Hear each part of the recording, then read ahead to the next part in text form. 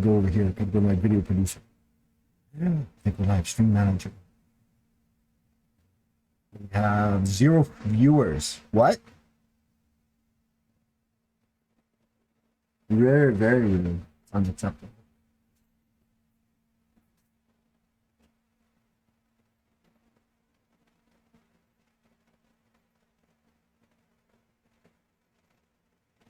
Yeah, live on Twitch. Yeah, there we go.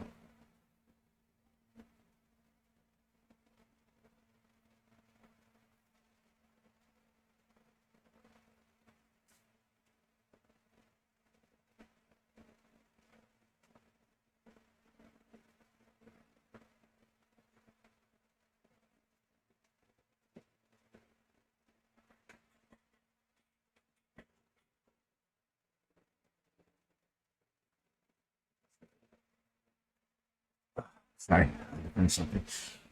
Hi, viewers. Those of you who are, has anybody joined? Is it just us? Anyways, so this is going to be for posterity's sake, depending on who shows up and who doesn't show up. It doesn't even show me as a viewer. That's weird.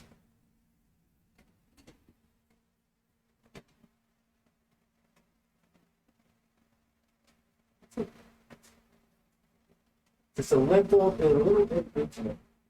Well, since I got 6 viewers. I need to go back to. Oh, I gotta take off the emote channel only. Emote only off.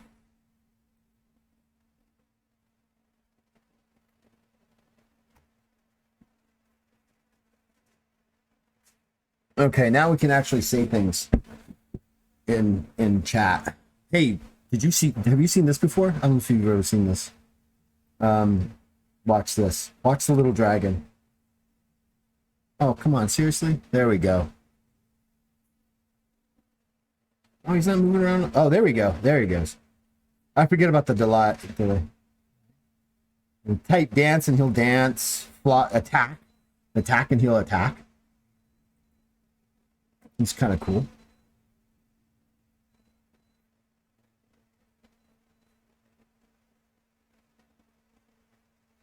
He's our little channel pet. All right, so we are here tonight to torture help 2 more people become Legends of Kralis legends. And we are being guested. We have guests. The Lord Baron on Twitch. Make sure you go follow him. And Miss Lady Katie. I'm not sure if they actually did that on purpose, but he's a lord. That makes her a lady, so that's Lady Katie. So make sure you go follow them if you're not following them already. If you are following them, continue to follow them, give them subs and all that fun stuff. So I appreciate them allowing me to torture them for at least 2 hours or more, depending on how long this takes. Shouldn't take that long. Do you like your little graphic? You like that little graphic? Look, I stole your background, man. I stole your background. So we are doing Legends. We're doing Legends of Kralis. So everybody hang out. I actually should probably. It's a Wednesday. Things are weird on Wednesdays, you know?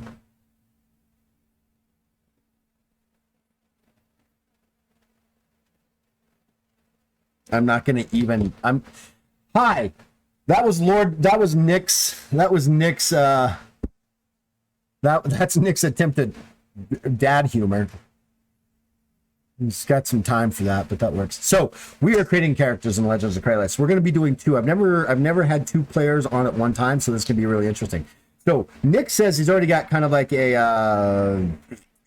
What am I thinking? Can you guys? Oh, you know what? I need to turn on the desktop audio. Nick is going to be. He says he's already got a character concept. Miss Katie, what kind of characters do you normally like to play?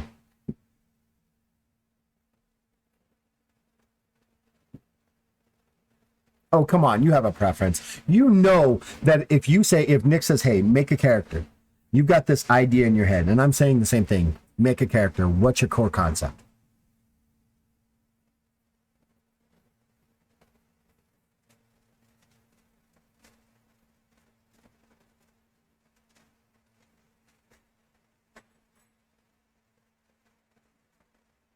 Okay, brilliant.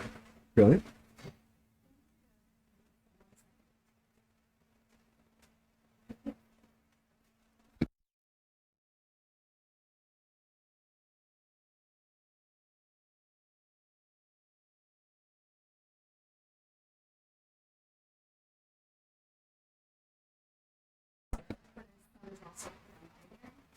Oh, look, the Nightbot just joined us. So, all right. So, Nick, what's your character concept?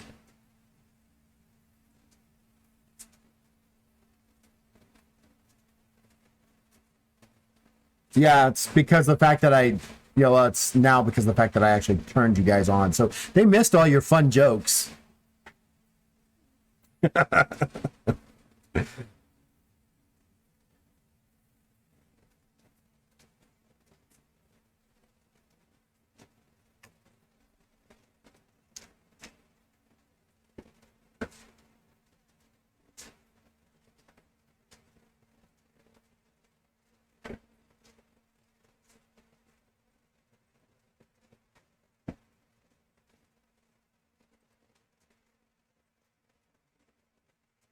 A bear with 4 arms. Okay, hold on. We're still having.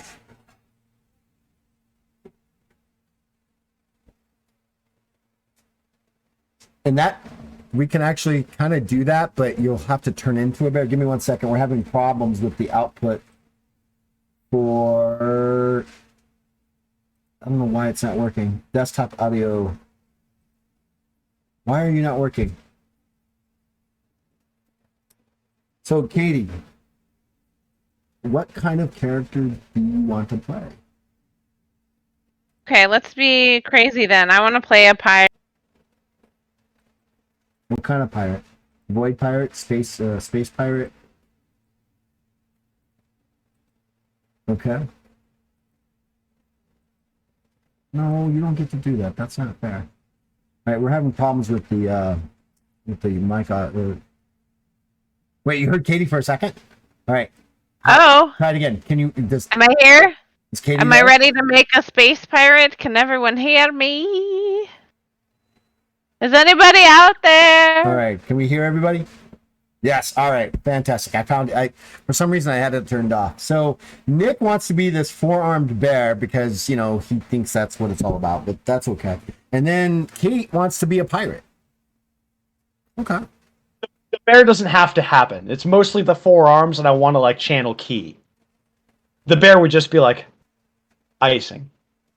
Well, it's possible, but not until 3rd rank for you.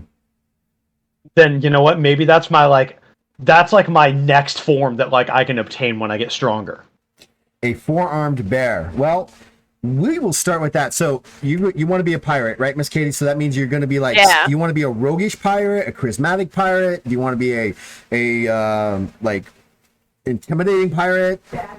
Let's be an intimidating pirate. I don't play a lot of intimidating characters, so we'll switch it up. All right. This is how do you see this? How do you see this pirate? Are they a large person, a small person, a medium-sized humanoid? Let's do a small person because there's nothing scarier than a short girl. Am I right?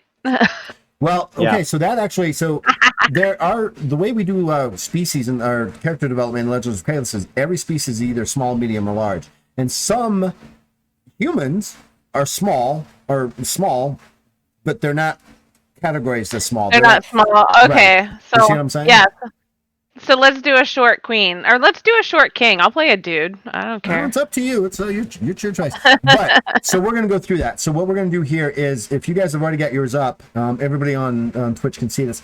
So we are gonna go ahead and go to page 17, I believe it is. No, I don't even know that. So yeah, it's actually page 20. Page 20 on it. So now I know the system looks intimidating. It's not. It's just new. It's no different than picking up Dungeons and Dragons or 3.5 or 3rd edition for the first time, or any other system that you never played for. It's actually once you get it once you get a hang on character creation, which is the most intimidating part of it, because it seems like it's all the stuff, but it's not. Everything else just falls into place. It's really a simple system and stuff. So, all right. So, Nick, I think you want to be in a series because they are a natural four-armed being. Let's do it. Who we can then develop into a Jinhur summoning martial arts badass. I love this already. And Miss Katie, you can be anything. Like I said, we have 15 different species here that you can choose from. There's the Tajahu, which are I was looking at that one. That was my first. I saw Ancient Aliens, and I was like, well, that fits my space pirate. well, that works because they actually arrived on Kralis 10,000 years ago as they on life ships, because their actual planets and solar system was actually taken over and destroyed by bugs. Literal Ew. bugs in large exoskeletons, because bugs need a harder exoskeleton. And then, so does the series work for you, Nick? That sounds perfect. Right up my alley. Nice. Right on. All right, so let's go. All right, so Nick, we're gonna stop. Nick, Miss Katie, you get the benefit of watching Nick kind of first, and then we can Oh, figure thank you God. out. So you're in a series. A series are a slave race, meaning that they themselves shook off the husk of being slaves for several thousands, tens of thousands of years, when they finally arrived at Kralis, and they are incredibly awesome. What's awesome about a series is they literally wear their emotions on their heads. So all a series have these bands of dots. These they're not tattoos; they're actual skin bands that run from the top of their forehead all the way down their back, and they change color based off of your emotion. Ooh. Right, and that color is really up to you as a player, right? You could be black for mad, or red for mad, or even hot pink for mad if that's what you want to be. But they change color based off of who you are. Now, there is a distinct difference between being a male and a female series. Males do not have the ability to lay eggs. Only females are able to lay eggs, but it's not like a chicken laying an egg. They actually give birth through the front part of their stomach. The female's body actually has this ability to give birth to an egg, which takes up to a year to mature in nurseries, and then that child is born and generally is returned back to the original mother, or if that mother is no longer alive or what have you, becomes part of the community in that sense. So you have your choice of being a male or a female on that, and that is a very strict kind of, that's how they reproduce. I think I'm gonna stick with male this time, though that does sound excellent. Don't. That was a shell of a joke. Oh, I'm sorry. I was really cracked up about that one. All right, everybody, let's quit yoking around. Oh, and she comes in with that one. All right, so on your guys' on your sheet, you're going to see this thing called the series features on the next sheet, right? These are the features that are actually going to go on your character sheet, which is on page 2 of your character sheet. It says species, features, and traits. Species, features, and traits. Yes. Okay, so you don't take all of that, but you're going to put things in there that are like your languages, your resistances, and the traits. So series get multiple limbs. They are empathic. They have both combat empathy and interaction empathy. So you gain those as bonuses. So Nick, since you're starting right off the bat, what we'll do is we'll go through character creation, and Miss Katie, like I said, you're going to get the benefit of watching him do it. So at the very top of your character sheet, there is a movement. You move 15 feet. So go ahead and put that in there. Okay, so that'll be base is 15. Base is 15. Got it. We will skip the species abilities because it's important, but it doesn't go there. So now what you can do is you can, if you want to, you can cut and paste the languages. You begin speaking your own native language, plus Tajahu and Common.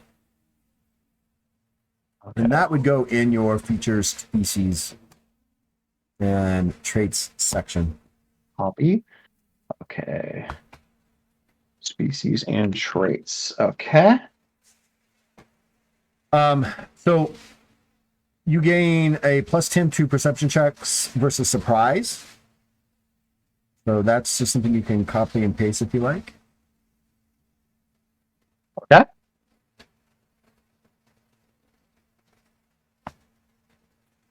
Let's see here.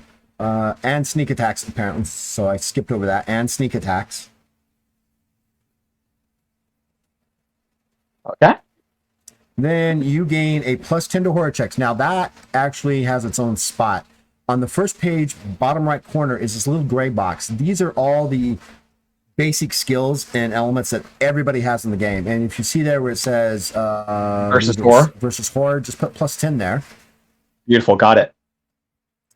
And then you are a very hardy race. And so once it gets below 30 degrees to a certain point, you start to suffer a little bit of issues with your skills, even though you're a hardy race. Having multiple limbs can be both a benefit and a negatory thing there. And I might actually change that to, so at 20 degrees below, at 20 degrees, you start to suffer issues where everybody else was already having massive issues, if that makes a sense. Right? Okay, yeah, so it's getting cold, it's already going to start disrupting people, but I can just go a little bit colder before it interrupts me. Before it starts to interrupt you. So it basically starts at about 20 degrees for you. Also, now you gain a plus 300 pounds to your max lift. So right across from features and traits is the encumbrance. In the max lift, just put in 300, plus 300 right there, because we're going to determine that in just a little bit. Max lift, and that was right across from. Oh, I see. Okay, got it. All right. So a series. So we have the ability right off the bat for you to make multiple attacks with weapons. Every time you make an attack, your skill suffers a -10, and we'll get into that. As in a series, that penalty is halved for you basically. Your first attack, instead of being a -10, is only a -5 because you're used to having multiple limbs. Okay. So what you can do is on that line, second line says penalty for multiple strikes is also part of your features. And you are great grapplers. And so you gain a +10 bonus to any grapple checks. Because you can add lots of your other arms actually come into play when you do that. And then however you want to do the empathic, you can. So combat empathy, everybody has their own way of writing notes, right? And once you start to understand the system, you'll understand how to write them even faster. So combat empathy. Basically, you give a +5 to your attack or defense per 3 wit successes. So let's say that you're going to go in here and you're going to fight this dude. You roll a wits check, and for every 3 successes you get on that, you get a +5 to your attack or your defense, because you can figure out what they're going to do. Okay. Does that make sense? So I can, on my turn, do a wits check, and I'll get +5 to my attack or defense per success, which is going to be rolling a certain amount under my target. Right. Well, it's for every 3 successes, and we'll get to that eventually. Yeah. Okay. We'll get to that.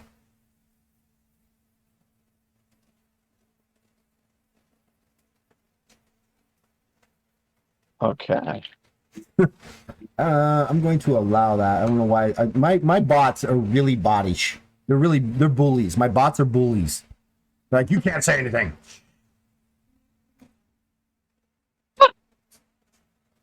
Like LMAO is like, no, we have to get that approved by the manager. Oh, man. Right. And then so in interaction, you don't have to write this down in your features, but on your character sheet, you're going to gain a +10 to the following skills. And I'll read those to you if you like. I think that's convince, gaming, haggle, and interrogate. Yes, it is. I'm just going to make a note of that real quick. Interrogate. So I've got those, and I can add those in when I do the skills later. Yep. I have one question. Absolutely. So you had mentioned the one where it was -5 penalty on multiple attacks as opposed to, and then the +10 to grapple. You said there was a second line to write those on. Oh, is that on the attacks? What do you mean? I may be misunderstanding you. And I might have when I heard when you were going over the multiple limbs thing, and you were saying that I have the -5 penalty to multiple attacks. You mentioned that there was a specific line to write that on that's preferred. Oh, no. It's just something you're just gonna have to just know. It's not. It's okay. So you could actually add that to your species features. That way you have it right there. Beautiful. Yeah, I've got it. However you want to add that. So that is essentially the basic features. So Miss Katie, while we're doing this, if you want to go take a look at the Tajahu and read up on them and see what you think, there's another species called the Siliph, which are the chaotic versions of Tajahu. Those are actual elemental beings that were once Tajahu, but became corrupted by dealing with darker magics and became the whole entire species of Siliph. Siliph. Okay. If you want to take a look at that. All right, so Nick, same with you, Miss Katie. Every character has 5 beginning abilities. You gain 2 from your species, 2 from your focus, and then your chosen one. All right. Okay. So in species abilities, Nick, there are bonus abilities: endurance, guardian, hardy, scavenger, survivalist, unique aptitude, and void lover. Okay. Let me read up on these real quick. Might go for that. That's really cool. Bonus ability allows you to gain an extra general ability that doesn't have a prerequisite. So you would actually start off with, you'd still start off with 5 abilities, but you'd be able to choose 2 specific abilities essentially. That makes sense. And then when you say general abilities, is that a different list than what I'm looking at? Yes, so when we get to abilities, that's where it becomes, what's the word? It seems like it's a lot. There are 302 separate abilities that you get to choose from. But, and I say that with that, is most of the time when you first start, you're going to start off in your specific focus. Yeah. You're yawning, Miss Katie. Are you making me feel bad? No, I always just yawn. I yawn all day long. No. It's true. She'll yawn during D&D. And then unique aptitude literally allows you to take another species ability if you want to do that. So if I want to be like, let's say I want to be real good at punchy, I'm thinking I might go for that bonus ability so I can go more pow, you know? In general, there isn't anything that allows you to do that. Most of the abilities that you'll take are going to be in combat for the martial arts. And yeah, I actually did a ranking up of a character the other night. I think you were even involved in there and you watched it. I can literally get you up to punching up to 8 times per turn. I remember you mentioning that. Rank. And I think at first or second rank. You know what? I'm going to take Guardian. I'm going to be a really nice pow guy. Okay. I protect people. The AMDM is viewing us. Brilliant. My God, the AMDM! I am somebody. So what you'll want to do is on the Guardian, you're going to gain a +15 to your bonus, your physical defense when you are defending a nearby alley. When you're defending the alley down the street, ally. That is within double your normal movement, and you can do that 3 times per day. So what you want to do now, Nick, is this. On the second page, just so we can keep everything natural and everything know, what you want to do here is you're going to put Guardian. Mm-hmm. Yeah, and I just made kind of a cliff notes. +15 physical defense if defending ally within double move 3 times per day. Yep. I got you, fam. See, and you were intimidated by this? I'm intimidated by the fact that you already know this. This is like... but that's not black belt in you. You see a challenge, you take it on, right? Yeah. Something like that. Something like that. So when you're actually breaking boards, do you doubt yourself for a second, like a split second just before you do it? It depends. I like to say that if I've actually done my shit right, no. Because when I went for third degree, I spent countless hours practicing spin heel and John Amal. So when I went and did those, I was like, nah, man, I don't like. I just walked up and I kind of like got into the mindset by just thinking like, I don't give a shit. Like I don't even care. I'm just here to show off. I'm gonna do it anyway. This is stupid. I already did all the work. The times where I haven't done that much, I totally do get in my head. Actually, this I might have to go to the doctor for this knuckle because like I'm losing. You got a serious knuckle. I've also got a Mountain Everest myself. It's not as big as yours, but yeah. Oh, okay. Well, if it does happen, like that's okay because it's been healing really slow. It's been almost a couple months and it's still not quite back. Ouch, yeah. I know that when I punch a board directly, when I'm breaking 4 or 5 boards, my knuckle leaves an indent in it. Right where I broke it, you can see the indent. Mm-hmm. It's very powerful. The worst is when you indent it and you don't break and then your body absorbs everything and you're like, oh! Yeah, and that's when I'm teaching the kids, I'm telling them to hit through things and they smack it. And it's like, they're like, ow. I'm like, yeah, that's like me going outside and punching the brick wall. I get it work. And stuff. All right, so what's the next ability you're going to take? So the next ability, and let me pull up the abilities section here. Let me, because I think page 22, you gain one more ability. So I get one more of these. Okay. Yep. You get 2 from your species, 2 from your focus, and then 1 from your choice. 2 from my species. Yikes! I'm already out of.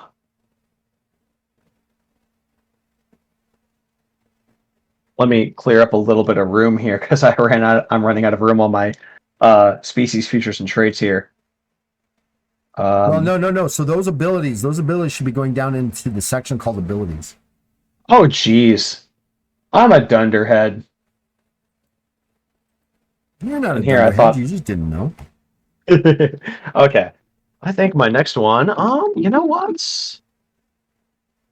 I want to be hardy, And I'm going to take... Okay, so that's immune to A, B, and C poisons. I'm going to get plus 10 magical defense. Versus, I'm going to make it... I'm going to make it... so hard to decide. So essence is... I want it to be spirit. All right, spirit, that works. I figure I'm using my key, so I would naturally be well defended against that. Well, I would, if I may make a GM suggestion, I would go with Please do. Fire or air. Okay, fire. One of those two. Spirit is more. So I know where you're coming from for the key for the Jaya. That is basically based off of your Jinhur and Jinhur defense. That is what that comes from. Everything else is attacks and things like that. Spirit is more along the lines of summoning and controlling other things. Right? Okay. Like summoning animals. Animals. Summoning see, I can't even do it now. Animals. Yeah. So right there where it says plus 10 magical defense. That's definitely going to be, and you're also immune. That's just, you're going to have to copy that whole thing and then note it however you want to. I got it all set. And then I guess if I get one more, I'm going to take endurance. You only get 2. Okay, you 2. took Guardian and Party at this point. Beautiful. And against, we're doing fire. You're doing fire. Oh, yeah. And our immune to magical diseases. All right. Set the bear on fire, get the horns. That's what's up. That's basically it. All right, Nick, we are done with your character for the second before we start to roll attributes. All right, Miss Katie, you've had time to look at things. What are you looking at? So I think I looked at the Siliph and I think I like that better for my space pirate. Now, I don't know, did you have a chance to read about them a little bit? A little bit. They are a completely androgynous species. They can change their sex as they see fit for the situation. I love that for them. Oh my god, that's so awesome. That's so cool. That is the ultimate bard. Yeah, they can change. They can change their sex to be, whatever they want, and those kind of things. Now, one of the things that makes the Sylph a little more interesting, and we'll get to yours, and just we'll get to this, is that you are definitely from a specific subculture, right? A cultural kin, but that doesn't necessarily mean that you have the enhancement, the elemental enhancement that comes with that cultural kin. Does that make sense? Yeah. So on your character sheet, and I actually need to do a file. Save as. I'll do this as Miss Katie. It's out of the way. We'll do this as Nick, edible Nick. Nick's edible. And then I'm going to open another one, and we will do Katie's. All right, so Nick, on the front of yours, actually, what you're going to need to do is at the very top, you can fill out if you want to go back and look at the series, they actually have an entire language system that's already there that you can take a look at and make sure your character name is there. You can, size is going to be medium. You're not small, you're just medium. And then we'll talk about focus in a minute. All right, Miss Katie. Yes. All right. So on your character sheets, we're going to start at the top. We're going to go a little differently than next. So you're choosing to be a Sylph. So we'll go over here and we will choose Sylph. Scroll down. And what cultural kin appeals to you? I kind of like and forgive me if I'm butchering this, but the Netefru. Is that the right? Is that what you mean by the Netefru. cultural? Yeah, Netefru. Yeah. Yeah, the ones that don't have any interesting affinity for an element, that I like that they're very independent and resourceful. That sounds right. Perfect. Feels right. And then we'll just copy and paste Netefru in there, and you're good to go. Yeah. Cool. All right. So, on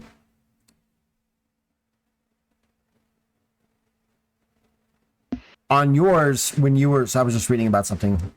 Sometimes I see a mistake, and I'm like, no, that's not a mistake. All right. So, on yours, at the very top. Okay. Cancel. I got to move the mic out of the way just a little bit. There. All right, at the very top, your base movement is also 15. Okay. Your languages are going to be Utai, Korshan, and Common. Okay. And again, that will go into your features over here. If I'm going too fast, let me know. Okay, in the features and traits. Okay. Right, and you also gain your cultural kin dialect, which is Uthai Ura.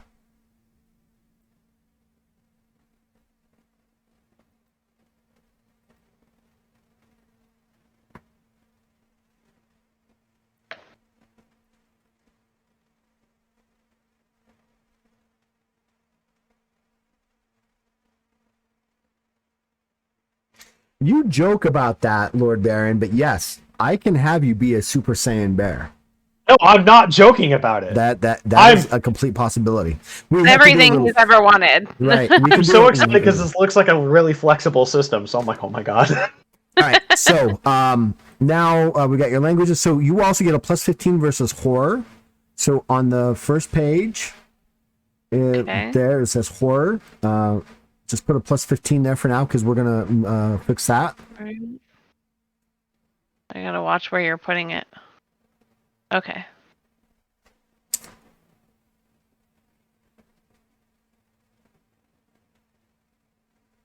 Interesting.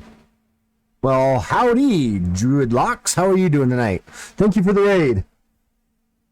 All right, so now what you're going to do is, so as a Sylph, you gain a plus 10 health and plus 5 heroic luck. Now, heroic luck, if you've heard me say this before, Nick, is one of the key elements of Legends of Kralis because it allows you to literally change the way the game is being played for your character. All right? So check it out. So what you're going to do is you're going to go up to your first page, Miss Katie. And in your max health for right now, we're just going to put a plus 10. Okay, where's that? Oh, max It's on the health. first. Okay. Yeah, it's on the first page. And at the above that is a box for heroic luck. Put a plus 5 there. Okay. And plus 5 allows you, heroic luck allows you to change the game in ways like re-rolling failed checks, right? Avoiding criticals. If you have enough heroic luck, you can survive even death. Okay, that's right? awesome. And bring yourself back from death. Okay. Okay, so that's a very important aspect for heroic luck. Now, you gain magic resistance. And you gain magic resistance to both divine or magic defenses every 2 ranks. And you have to make that decision, right? So on one rank, you will take a plus 5 to, like, say, divine. And on the next rank, you can go, well, you know what? I want a magic defense. So I'm going to do a plus 5 magic defense there. Does that make sense? So you get to add. Yeah, and so for the entire existence of your character, your physical, your magic and your divine defense are always going to go up. What, you know, and you could do the same defense continually until you get to a bonus of plus 50. So on that, you're going to need to, however you want to note it on your features. You have less features than in the series, but you've got some cool ones. So you gain this is, I don't know if you can see me on my screen on the Twitch. I'm going to put gain plus 5 bonus to divine or magic defense every 2 ranks beginning at 2nd rank to a max of 50. All right, this allows you to do some serious, it allows you to become Sylph or natural casters for all intents and purposes, right? And they have a serious amount of ability to defend against it, ultimately.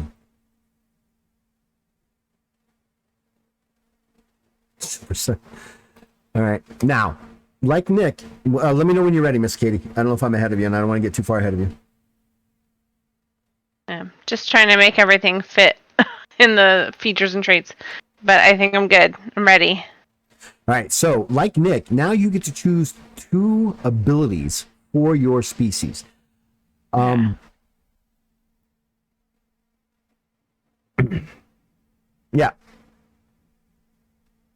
And that's out of this list in the features box that says species abilities. Right, and down underneath the cultural ken is the list of the species abilities. So you get to choose 2 of those. Okay. And it's starting at from Undeath and ending at Weave Talent. Yes, ma'am. And actually, no, it starts at Bloodfire Oh. and ends on Weave Talent. Okay.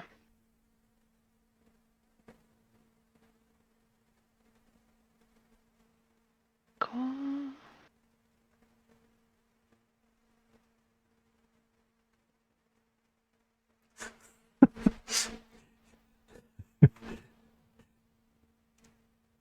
I just get really excited about stuff.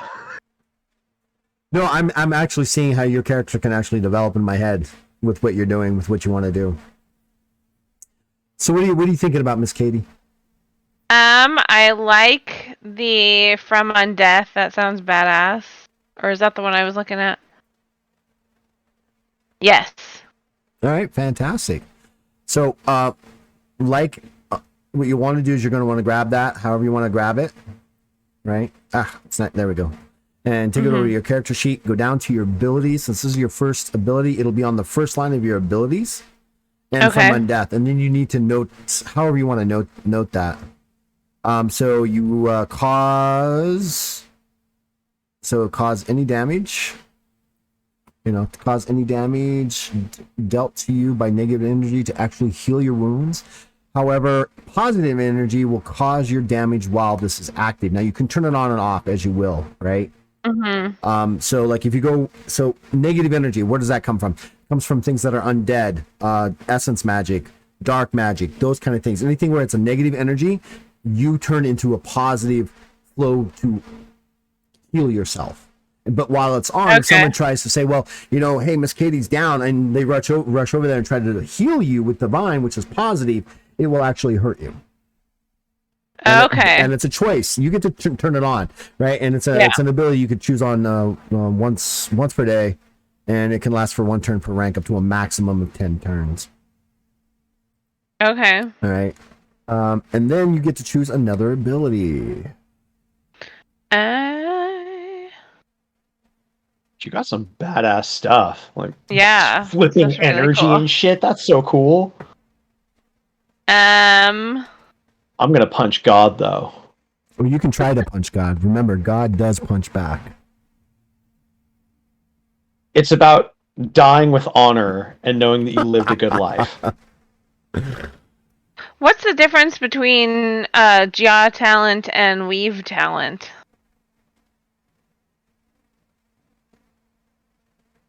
Oh, one's spellcraft and the other one's a discipline. So one is either a +10 to either your divine knowledge or Jinhu discipline.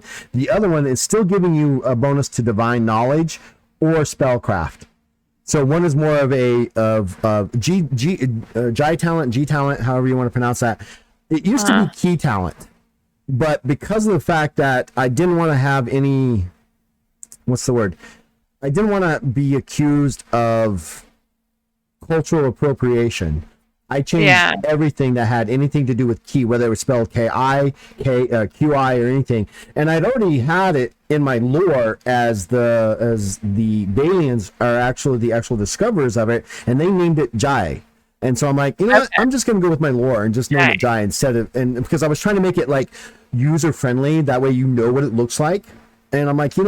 No, it's yeah. So, and I actually had a couple of Asian Americans read through it, and they're like, I understand where you're coming from that, but can we change it? I even changed things in the martial arts and the monk background so it wasn't so Asiatic.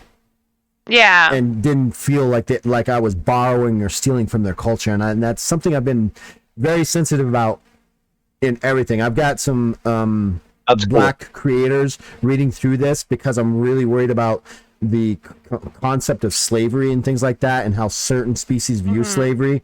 None of the species that are playable by player characters are slavers. By like slavers, like if they are slaves, they are generally slaves that they've taken from war. Like, hey, you warred against us, now we're gonna make you the prisoners of war, and you're gonna work off that debt to our society. And then when you're done with that, you're free to go. And most of them are treated really, really well. But that's so more like an indentured servitude. Yes. And I've been very careful and selective. I've had the plot doctor read through it. I've had a lot of people read through it, and I've made adjustments just to make sure I am not on that line, right? Yeah, for sure. That's gotcha. Awesome. I think I will take the Jai talent. And what are you going to use? You're going to use it for divine knowledge or Jinhu discipline?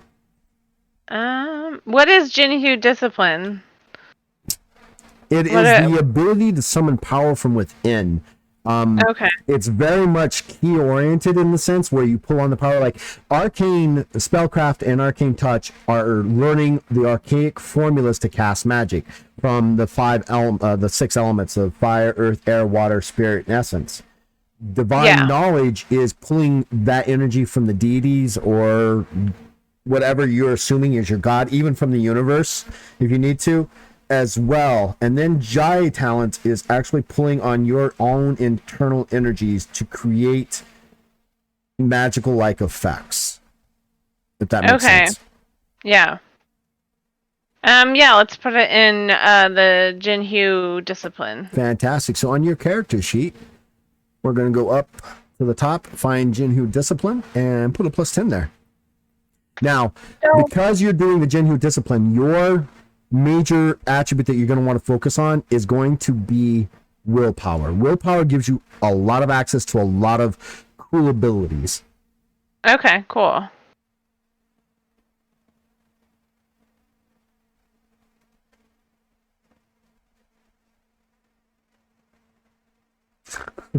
I love you, Mr. Serby. He's my moderator. He's taking care of all the other stuff for me. I appreciate it. All right, so that I believe is essentially done for you. Since you got your 2 abilities, you got From Undeath and Jai Talent. Nice. Also, make sure you put in additional fatigue points up on your character sheet. So up at the top, it says fatigue points right below health. And your max, just put plus 10 there. And we'll get to that in just a little bit. Okay.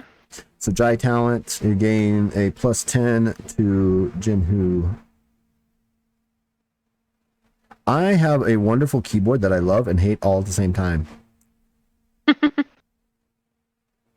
Because I'll be typing and it's a Bluetooth, and the Bluetooth will be like, I don't recognize your commands.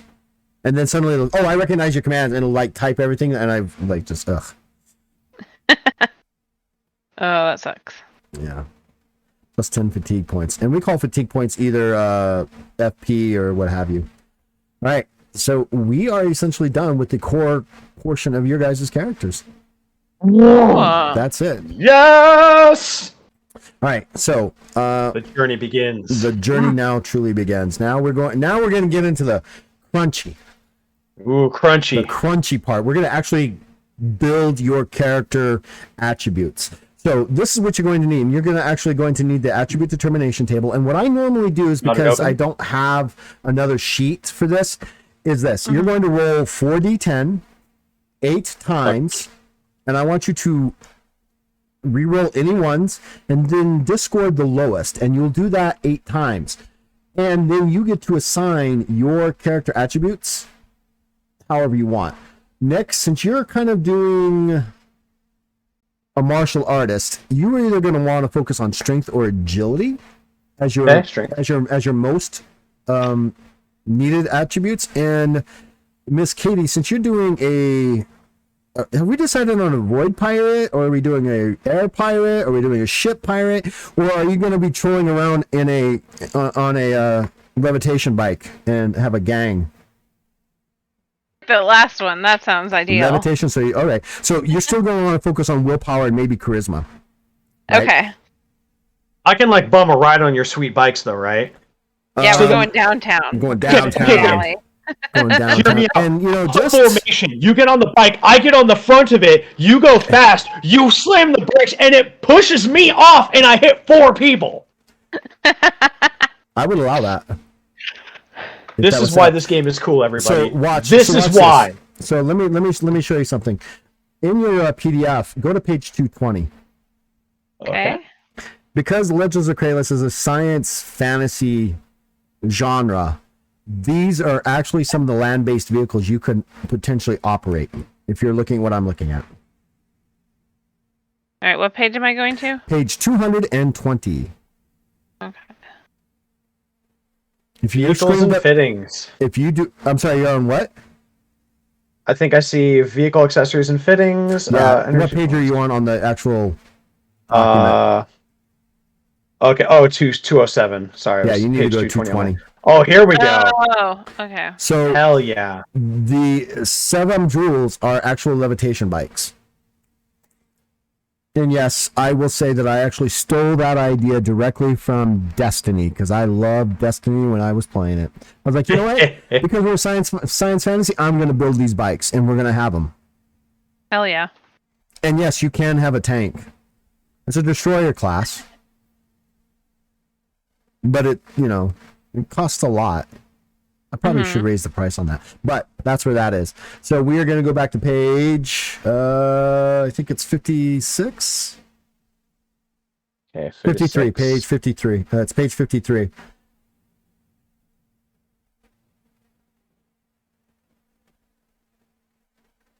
Rolled too far. We dove too deep. Okay. All right. So like I said, what you're going to need to do is roll 4d10, re-roll any ones, drop your lowest, and just let me know what they are, so we can, Okay. so I can help you put them where they need to be. So, if you want to, Nick, if you want to go first, Miss Katie can watch, or I can do both of you. I can multitask that. Okay. Calculating right now to see if I have any ones that I need to re-roll. Are you doing an online one? Yes, I am. So at a one of the local conventions here in Southern Arizona, I actually saw a guy, and I actually got it. It's actually a really cool thing. You can actually download it onto your computer. It's literally called Dice. Cool. And I'm gonna show it on on the channel, but this is what it looks like. And you can tap the screen with what kind of dice combination you want, and it does it for you. Just a second here. I've got a lot of windows open. One sec, sorry. No worries. Oh, neat. Are we supposed Okay. to? Sorry. So No, we're this- rolling 4d10s, re-rolling ones. Yes, ma'am. And then discarding the lowest and adding up the highest 3. Okay. So I fucked up on the last one. 15. Well, I don't know. It depends on what you consider a fuck up.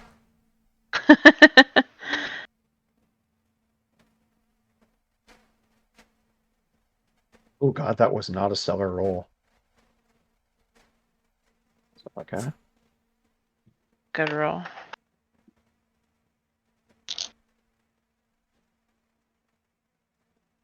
Okay. Okay. 2, 3, 4, 5, 6, 7, 8. Okay. Here are my rolls. I will post them in the Discord chat. Oh, just tell me what they are. Okay. I have an 18, 24, 22, 16, 33, 20, 20, 29. How'd you get a 33? You can maximum is 30. 40, 10, right? 40, 10. You dropped the lowest one. And only have Oh, 3. I misdropped the lowest. I'm sorry. Let me recalculate all that. I'm glad I caught that only You were doing so one excited roll to get in. this going. You just I was like, fuck yeah. Oh. yeah. Okay, let me see. Let me do that again. The maximum you can have is 30 on that roll. The absolute maximus. So I'm going to assume at some point there's a variation in there. 19, 14, Well, you didn't have bad rolls, Serby. 8,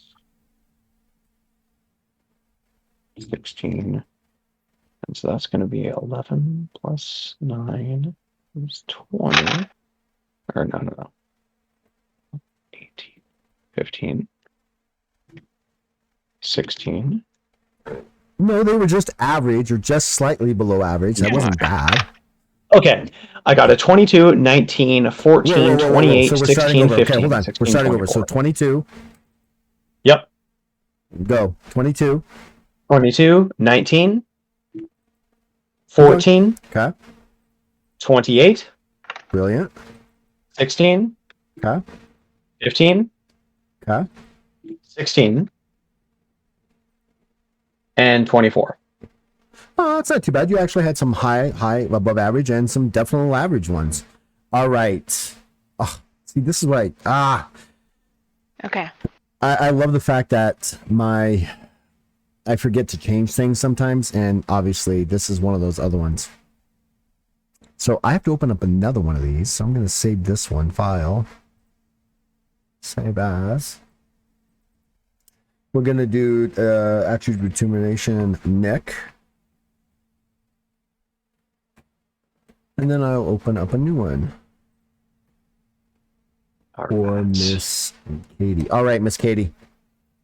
Okay. I got a 15. Yep. 21. Yep. 22. Yep. 21. Mm-hmm. 20. Mm-hmm. 19. Mm-hmm. 11. Oof. 22. Nick, you need to go borrow her dice because she's got excellent scores. No, he can't touch them. All right. So what you guys get to do now is take those rolls, and in your dice roll, you get to place those wherever you want. Okay. Your base size, you are both medium creatures, so it's a 50 on every one of your base sizes. Ooh. If you were small, your strength and stamina would be lowered to 40. But your agility and perception would be raised to 60. And if you were large, your strength and stamina would go to 60. And your agility and perception would be lowered to 40. Medium is 50 because it's straight down the middle. Yeah, your agility was insane after we got done. Serby. So Serby, a couple days ago, rolled up a Balian, divine casting monk ninja. I'm seeing a lot of ninjas floating around, and his agility was like 112 base,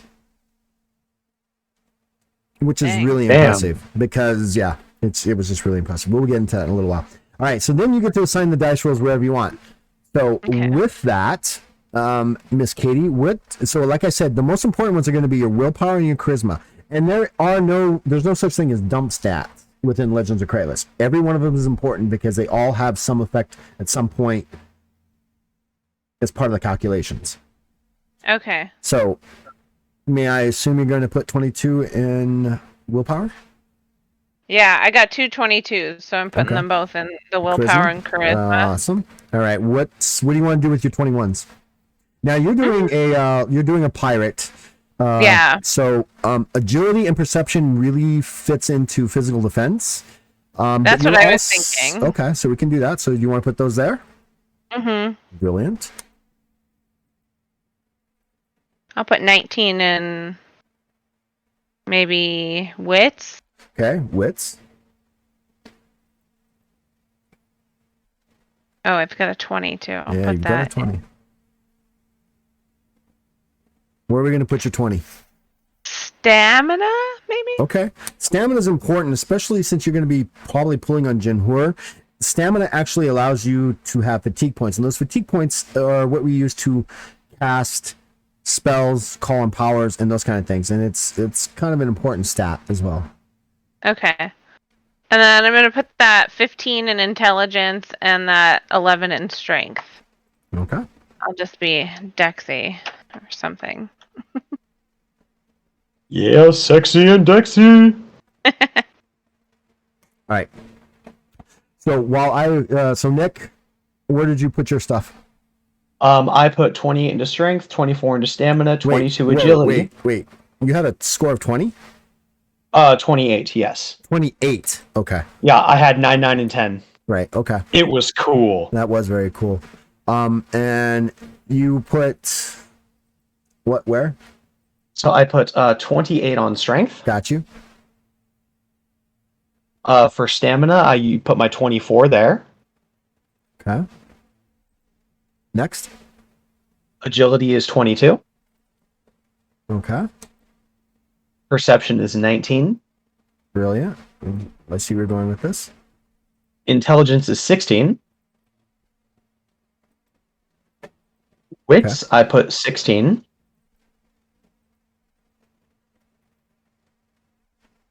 For willpower, I put my 15 there. Got you. And I'm caught up with you. And then charisma is 14. I'm not a likable fella.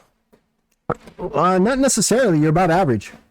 You're not unlikable, but you're not like sexy Dexy. You're...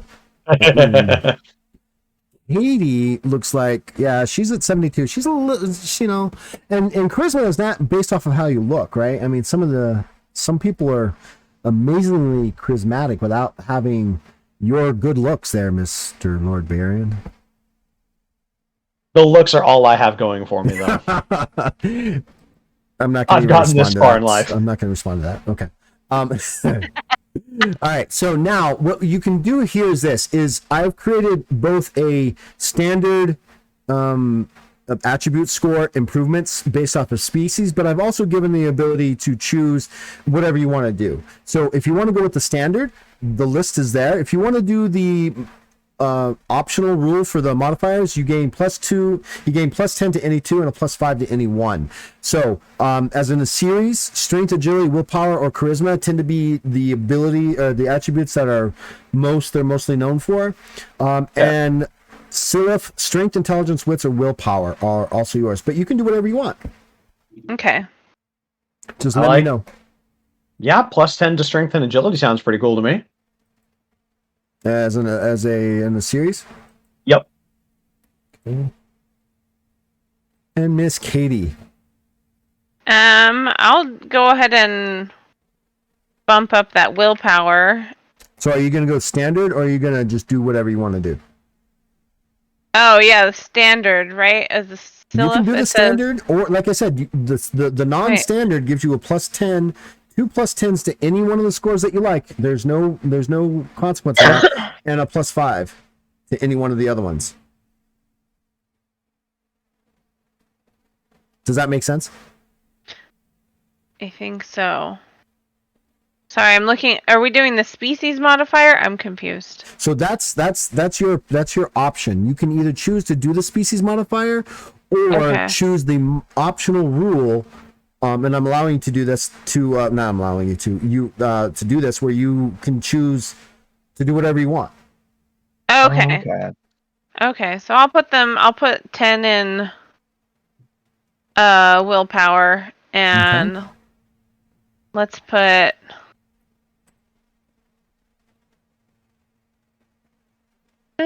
let's put 10 in intelligence, try to beef that up a little bit, and 5 in charisma. Okay, brilliant. Funsies.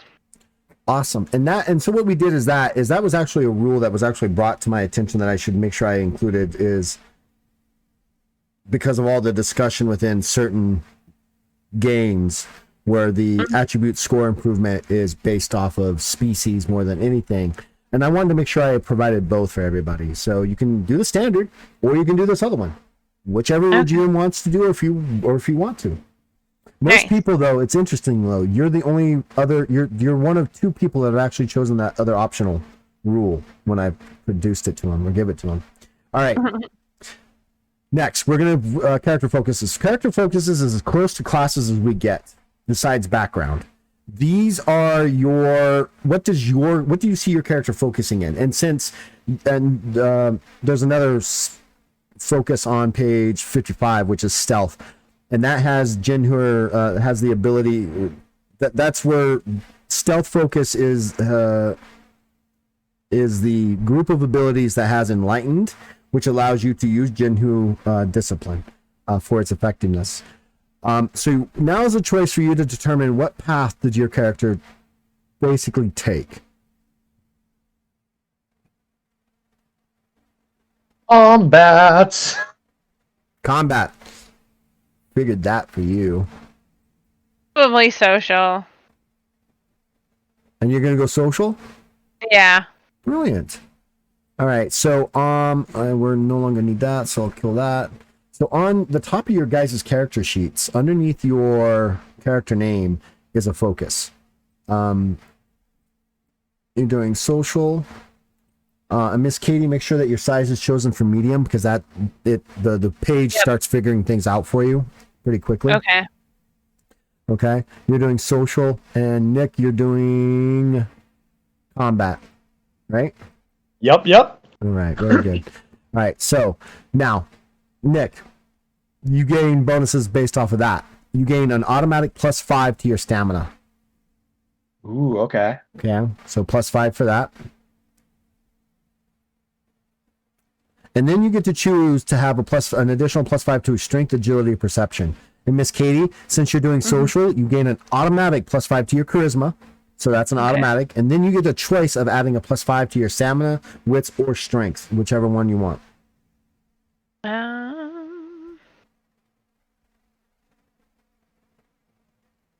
I'll do wits. Okay. So put that in there. Now, all the way across to the side there should be your total attribute scores. Yep. All right. So we'll do Nick's first. What's your strength total? Strength total is 93. Wow. Dang. What's your stamina? Stamina is 79. Yeah. Agility? 82. Not bad. Perception?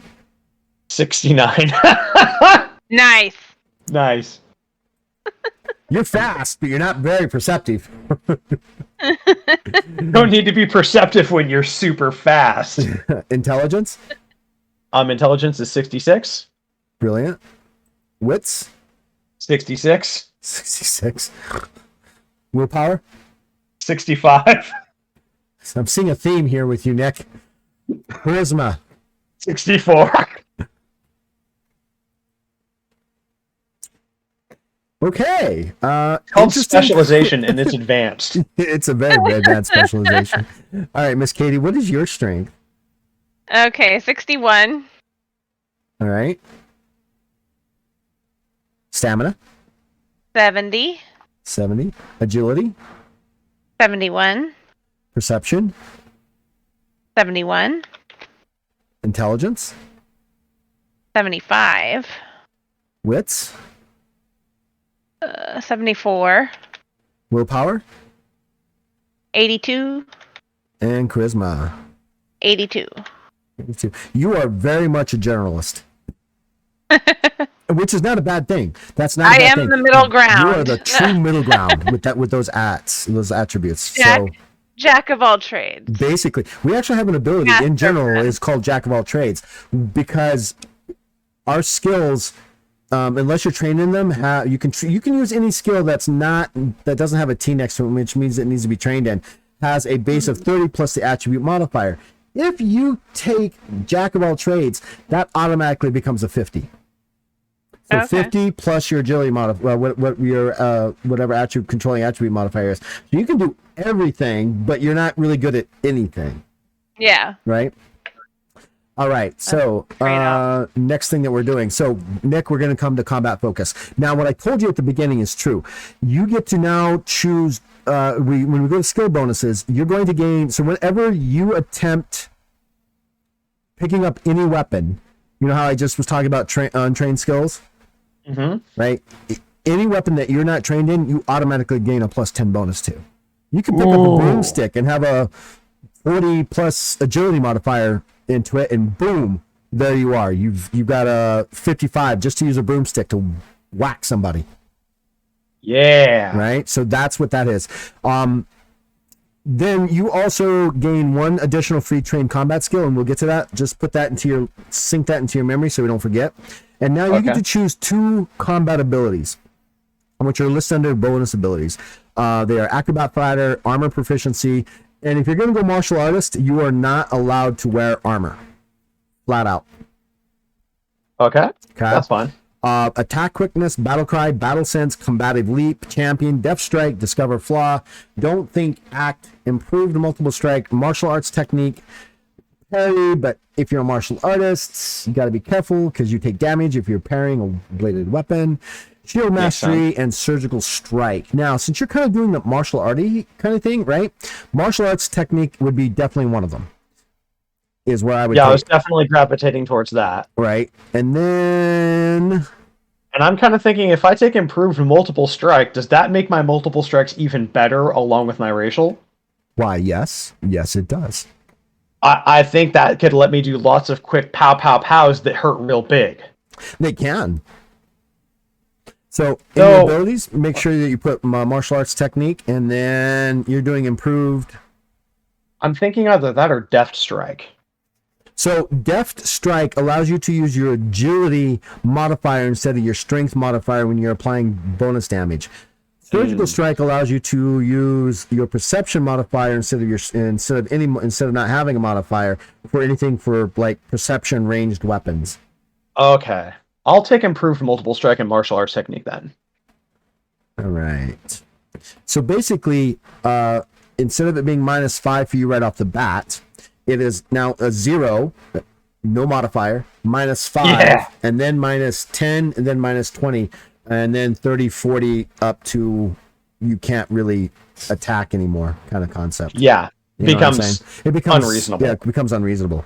But yes, you potentially at very high ranks could be at. We even had to cap the total number of attacks a person can actually make to 10. Because at rank 45, some character builds were getting upwards of 20 attacks per turn,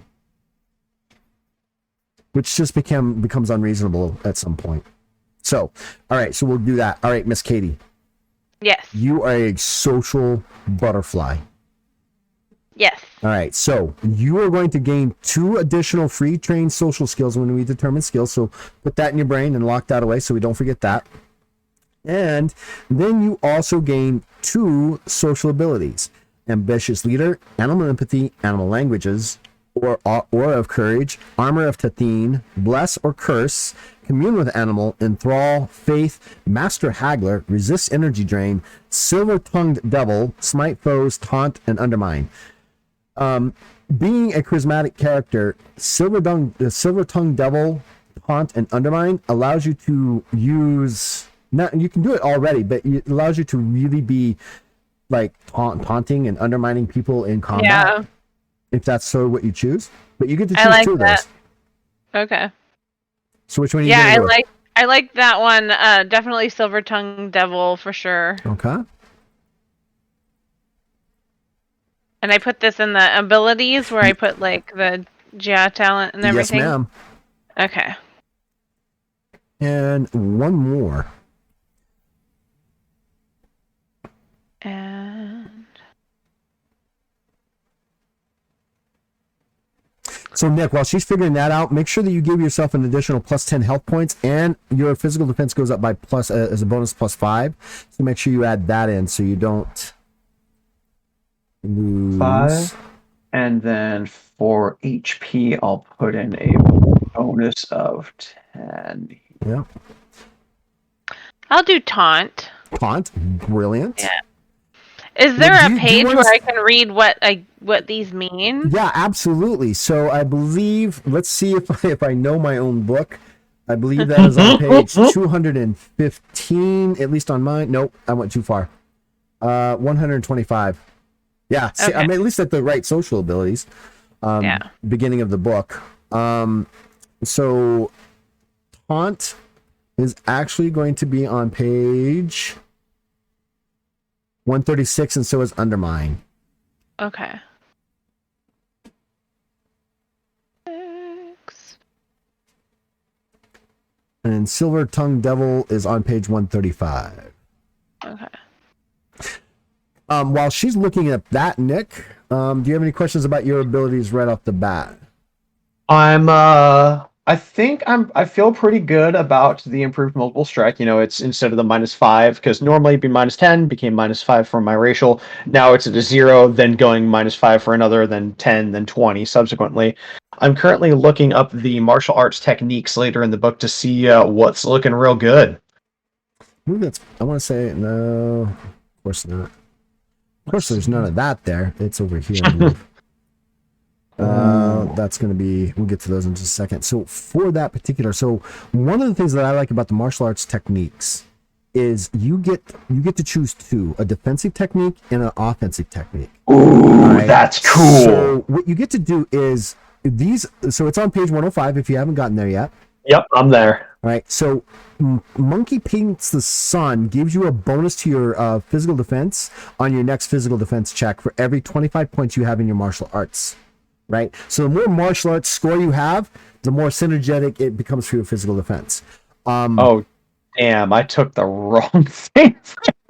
What'd you do? What? You took the wrong thing? Because ability prerequisite, never mind. I thought it was saying like, oh, those are okay, we're good. I'm sorry. Since these are your focus abilities, those don't even matter. Okay. These are like, you've been trained in these, those don't even matter. Right? It's for later down the road if someone doesn't have it. 25 points. So how can I tell how many points I have in martial arts? Well, we haven't gotten there yet, but it's probably going to start off at a base of 50 plus your strength. So you're talking about 66 plus if we choose another one, you're going to want to take Born Fighter, which gives you a plus 10 to your physical defense and a plus 10 to your martial arts right off the bat. So it'll start off at about 75.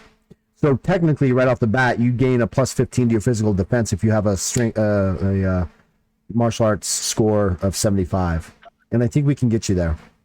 So for every 25 points I have, I get a +5 bonus on my next physical defense check. That seems pretty cool. I'm gonna go with that.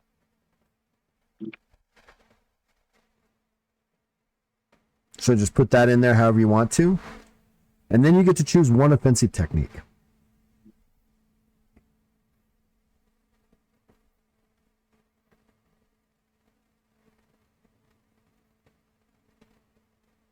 This is where things are going to get crazy. The one that's really interesting is the 51 Fierce Fighting Butterflies technique.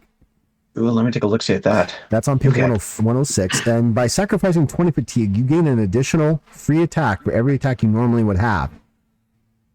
They must all be against the same opponent. But your physical defense is reduced by half. Oh my god, that allows me to do a Hokuto Shinken 100 crack fist. I have to get that! So the number of attacks that you're allowed to have in a turn is based off of your skill level. If we get your skill level to 75, that means you're going to have at least 2 quick attacks and one normal strike, right? So that means if you did only quick strikes, that means you would have 3 quick strikes right at the very beginning, or 2 normal strikes right off the bat by sacrificing 20. And then again, that keeps going up. So once you get 76, let's say your score goes to 76, right? It's up to 75. 75 and above, you gain 2 of those. So then it becomes 3 of those attacks, plus potentially you could actually do with the correct, you could actually potentially be doing 6 attacks by rank 1 right off the bat. 6 attacks with your fists and your feet. Become a true martial artist.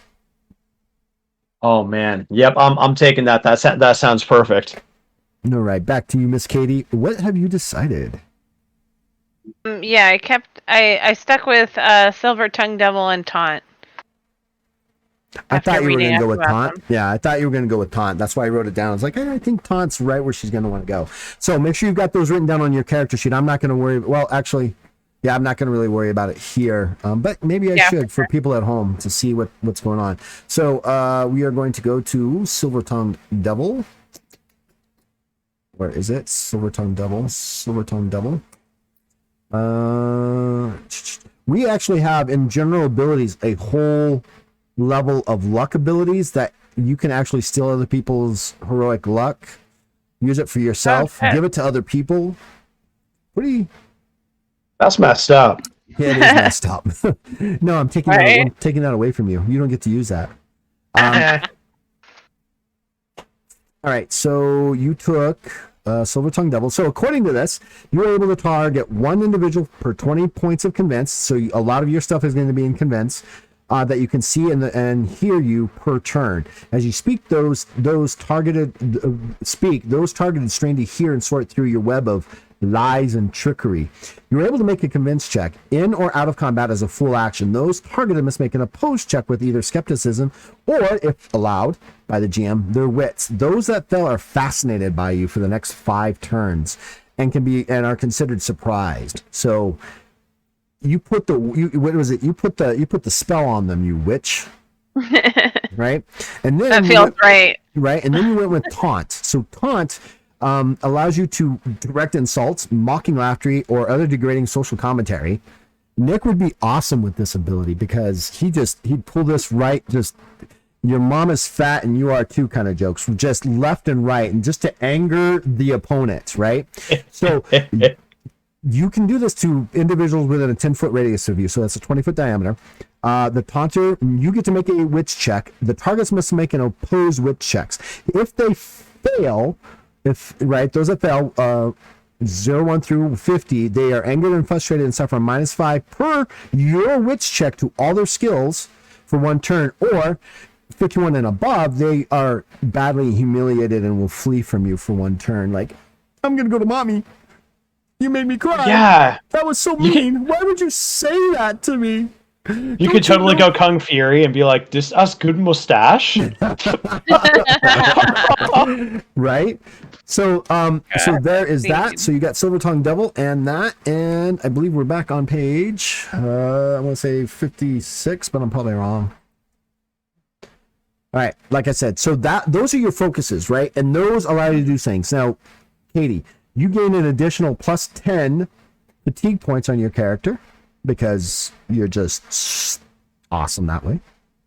Okay. So you should have a plus 20 there. And do you want me to roll or do you want to roll? You gain an additional D10 heroic luck. I'll roll it. Go for it. My wife one time started her first rank character with 27 heroic luck because she chose human. I got 10. 10. All right. So you're going to be at a plus 10. All right. Or plus 15. Sorry, plus 15. My bad. Plus 15. Nice. So there you go for that. Now we're getting like into the real good crunch. All right. Don't worry about the focus bonuses. Those are something that you would do. And I'll explain that as when we get the skills. So yeah, we'll explain that when we get there. So secondary attributes. This is where the crunch of the peanut butter comes in. Right? Oh, here so we go. You guys are all so most of the time health and fatigue do not increase unless you choose to when you rank up. They do not automatically increase, but you have to choose to do that. That's a rank bonus, which means that your total merit for the next rank is going to go up. All right, and when I say you get to choose your own experience table. You set how fast you go up per rank based off of your choice of abilities. It's basically setting up your experience table for Dungeons and Dragons however you want. Ooh, okay. Cool. All right, so you both are medium creatures, so you're both going to start off with a base of 40 plus your stamina modifier and your willpower modifier for your health, plus any bonuses. So Okay. Nick, you're going to do 48.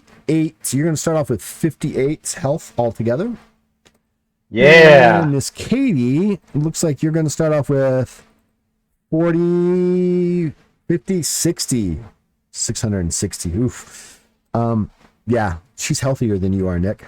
Even though you're the combat dude. Where am I putting this in?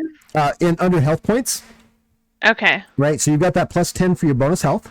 You're going to take 40 Okay. plus your stamina modifier plus your willpower modifier. So that takes you to 50 plus the 10 takes you to 60. Okay. Cool. Yeah, well, Yep. I'll have something. Well, we know who's going to tank. She will. It will be the No. lovely lady. You got this. I support you 100% with all 4 arms holding. All right. Fatigue points are your stamina score plus your willpower modifier. So let's see here. So Nick, that's going to be 82 for you, and Miss Katie, it's going to be 96 for you. Damn! Holy crap. Which means you get to cast a lot of spells all day long. And we'll get into that in a little bit. But it's not spells, it's Jinhur. All right, now, physical My defenses. character's getting mollywopped here.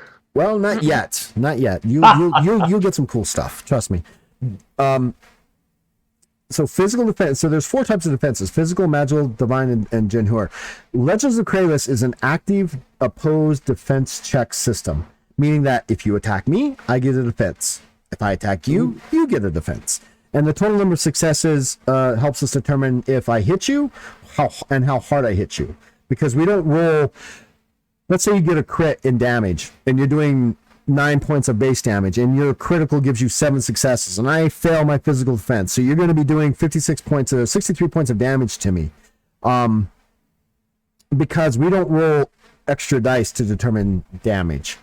It's multiplied by your base damage. Oh, looky, there's a puppy. The puppy's like, hi, Dad.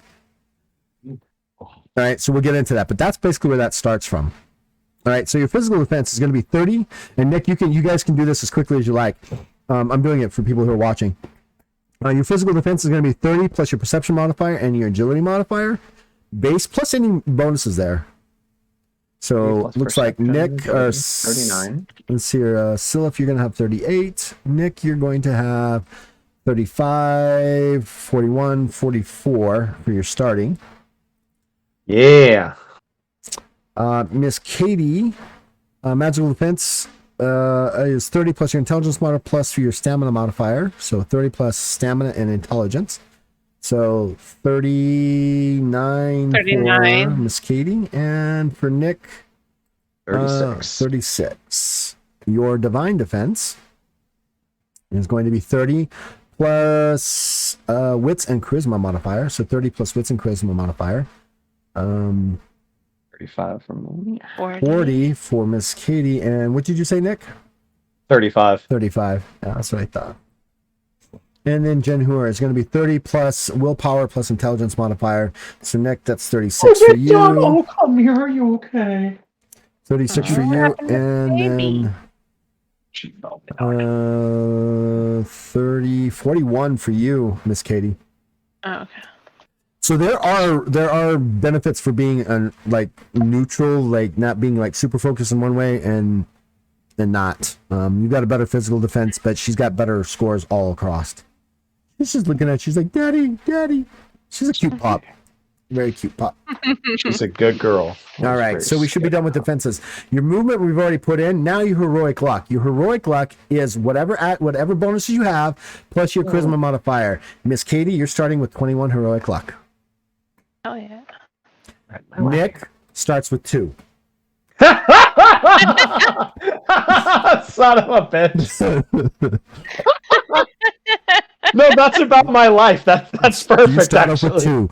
You get 1 chance to ignore a critical hit and 2 chances to re-roll missed rolls.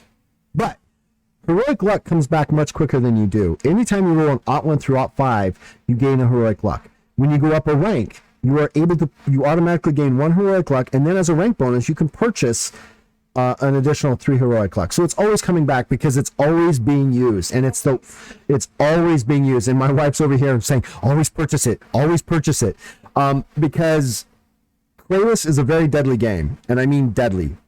I have had 15th rank characters killed off by a first rank monster because they got through their defenses, they fumbled their rolls. The first rank creature got a critical, then he doubled it and then tripled it, and so he's hitting with upwards of 35 plus successes, and he's only doing 3 points of damage, but now he's doing what, 15, 9, 105 points of damage with 1 attack. What I'm hearing is that at rank 1, there's the possibility that if all my rolls go right, I could kill God. No, you can't kill deities. But I could try. You could try. But also understand that can, while you do that, it can also happen to you, which is why heroic luck is so critical.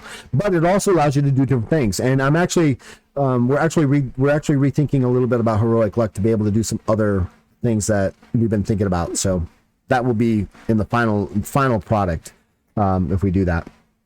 Awesome. So Miss Katie, you could bring yourself back to life at least once in a campaign. Nice. And you'd also be able to completely ignore an attack once. You'd also be able to give yourself a plus 100 to anyone's skill roll, and after that, spend another bunch of heroic luck and give yourself another plus 50 to another skill check or attribute check. Heroic luck pays off. The more you have, the better you are. Okay, so that is that. I know we're taking a lot, but I like talking to you guys. So now it's your choice. I don't care. You can either random determine your age and your height and weights, or just go with the averages. I just kind of filled in with average already. All right, good. Yeah. And just just go off the sites there. Now, Ceres and Silith, while Silith are kind of like chaotic magical in a sense, they only have normal sight, so they are not able to see in the dark. Oh, okay. They're just not able to see. Well, they're able to see in the dark, but not like really good. So all your vision right now should both character sheets should be normal. Now, encumbrance. Encumbrance is not necessarily how much. It's a representation of how much you can hold and carry, and and people are like, well, that's how does that work with gear? Well, gear is different than how much you can actually hold, right, Nick? I mean, you can only hold so much gear, but bench pressing, lifting, those kind of things. So on your character sheets, on the second page, it should all be filled out. Miss Katie, you can bench press 366 pounds. Damn. Okay. Nick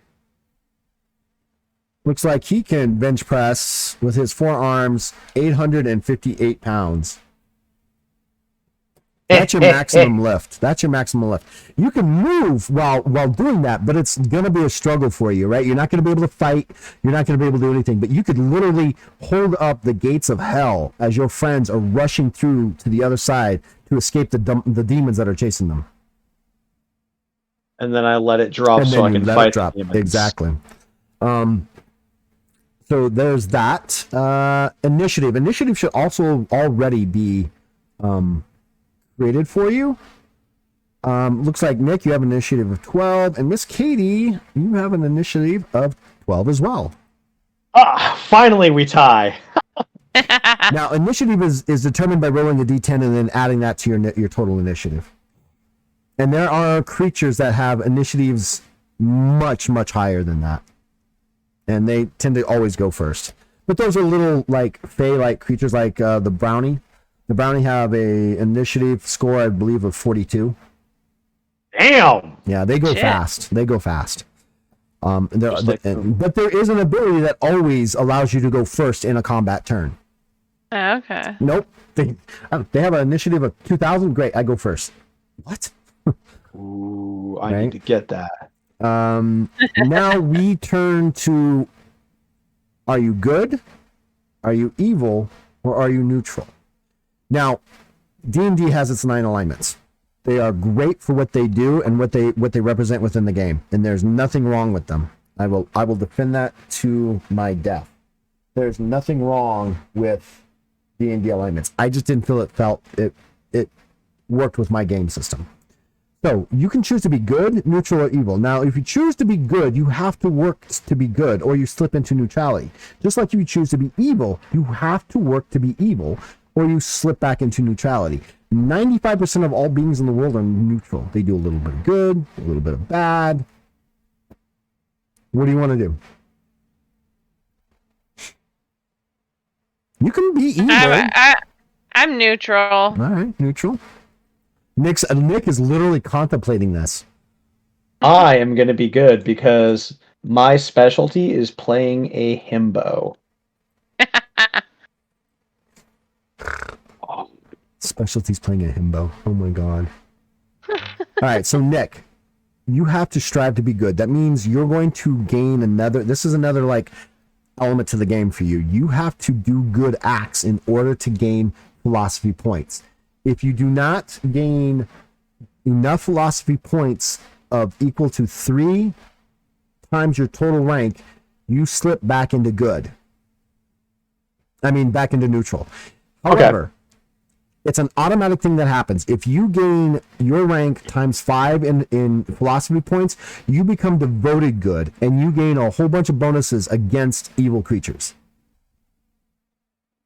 I will be able to beat hell. I'm gonna be Doom Guy. You're gonna be Doom Guy. With 4 fists and a bear form. Fighting Fury of Fists, right?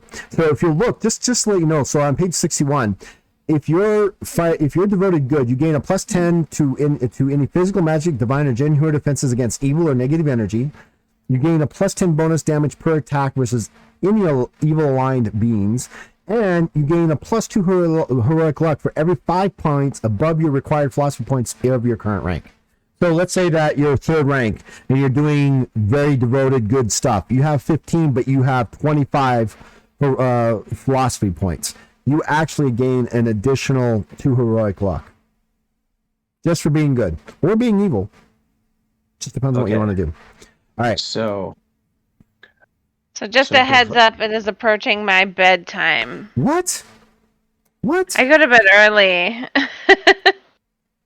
All right, so I wish I'd known. I'm sorry. No, it's fine. So now's your next big choice. Your aspects and motivations, which choose how your character actually resolves the world around you. So you get to choose one aspect and one motivation. And that's on page 62. Had I known, I wouldn't have chit-chatted as much, and I would have just dove right in.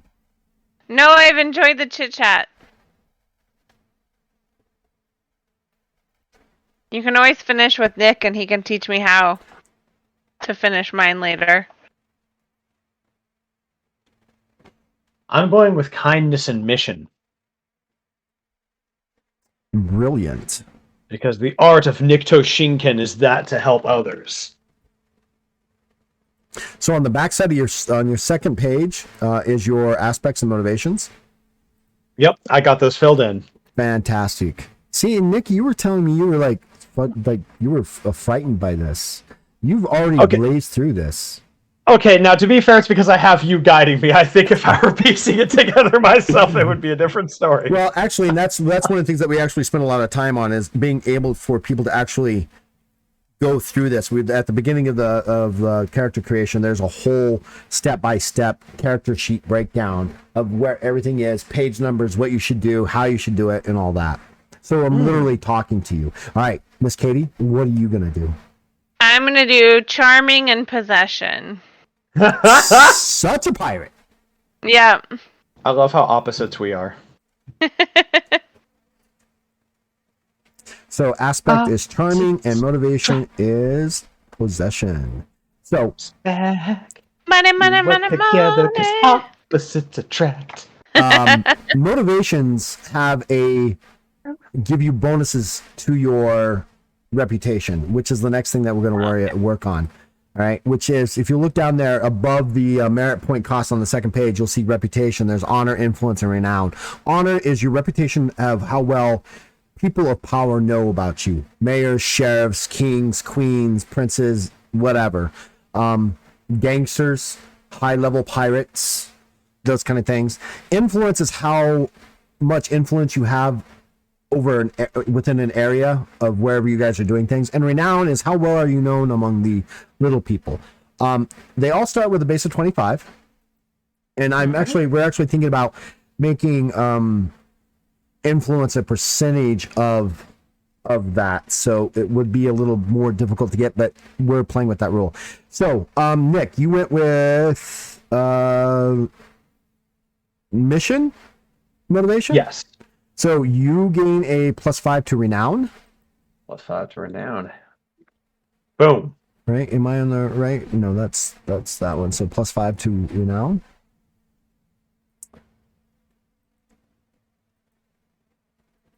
And 30. And Miss Katie, you went with possession, right? Yeah. And that gives you a -10 to your -10. honor reputation. So you're at 15. I mean, come on, you got to pay a price for being That's a thief fine. and pirate, right? Yeah. All Comes right. with the territory. Now the big next one, your backgrounds. There are 13 backgrounds from which you can choose. This also further identifies what your character and how your character came from.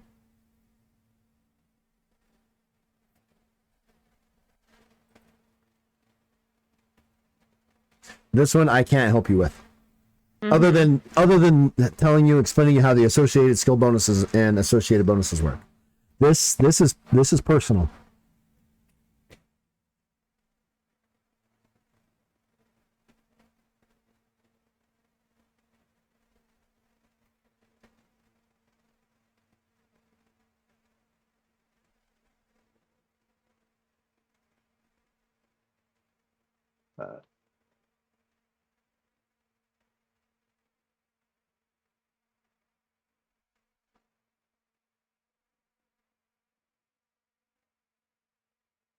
Oh yeah. Oh man, yeah.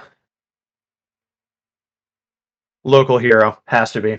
That's what I was thinking too. Okay, I'll choose a different one. No, you don't have to. We could both be heroes. I could become a knight errant with the slight twist of maybe it was the rival order that broke off from Nikto Shinken that was the dissatisfied order that I left. Ooh, or I could be a bounty hunter. Ooh, that's good too. Well, if you're gonna go with bounty hunter, maybe then I'm gonna take local hero. Yeah, take local hero. I'll be a bounty hunter. Oh, I should have made HMP now. Yeah! Yeah.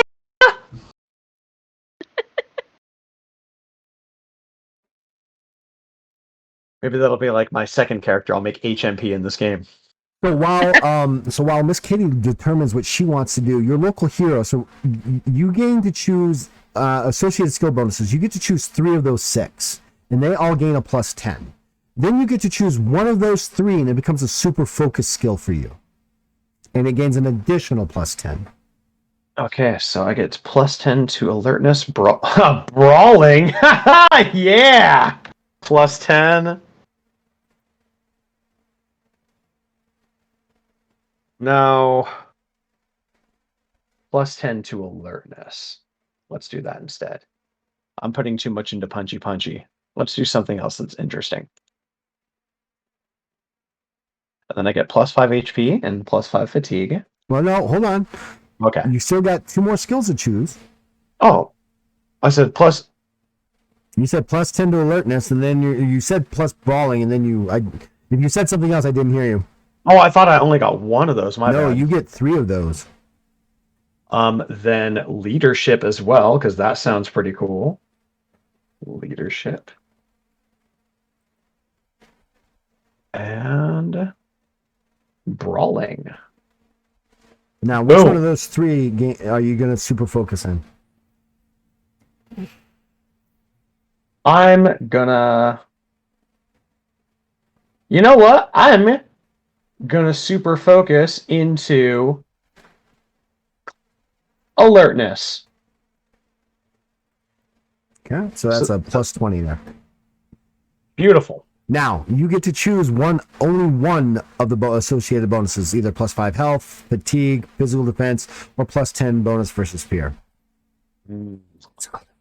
Oh, what was that? Did someone say physical What? defense? Physical defense? Yeah, that seems pretty cool. So you are now at 49 for your physical defense. Not bad. All right. All right, and now, Miss Katie, what have we decided to do? I'm gonna be a bounty hunter. Brilliant. I love bounty hunters. It's one of my actual favorite ones that I actually like to play as a bounty hunter when I actually do play. I think that's what you made the other day, right? Yeah. So I took in the skill bonuses, so I get to pick one of those, and No. I picked open. No, What? you get to choose 3 of those bonus skills, and they gain plus 10, and then one of those 3 gain an additional, become a super focus for you. So which skills are you choosing? Okay, well, open locks was one of them, and then I'll do stealth and tracking. All right, brilliant. Stealth. And then tracking. Which one of those is going to be a super focus for you? Let's do tracking. Tracking.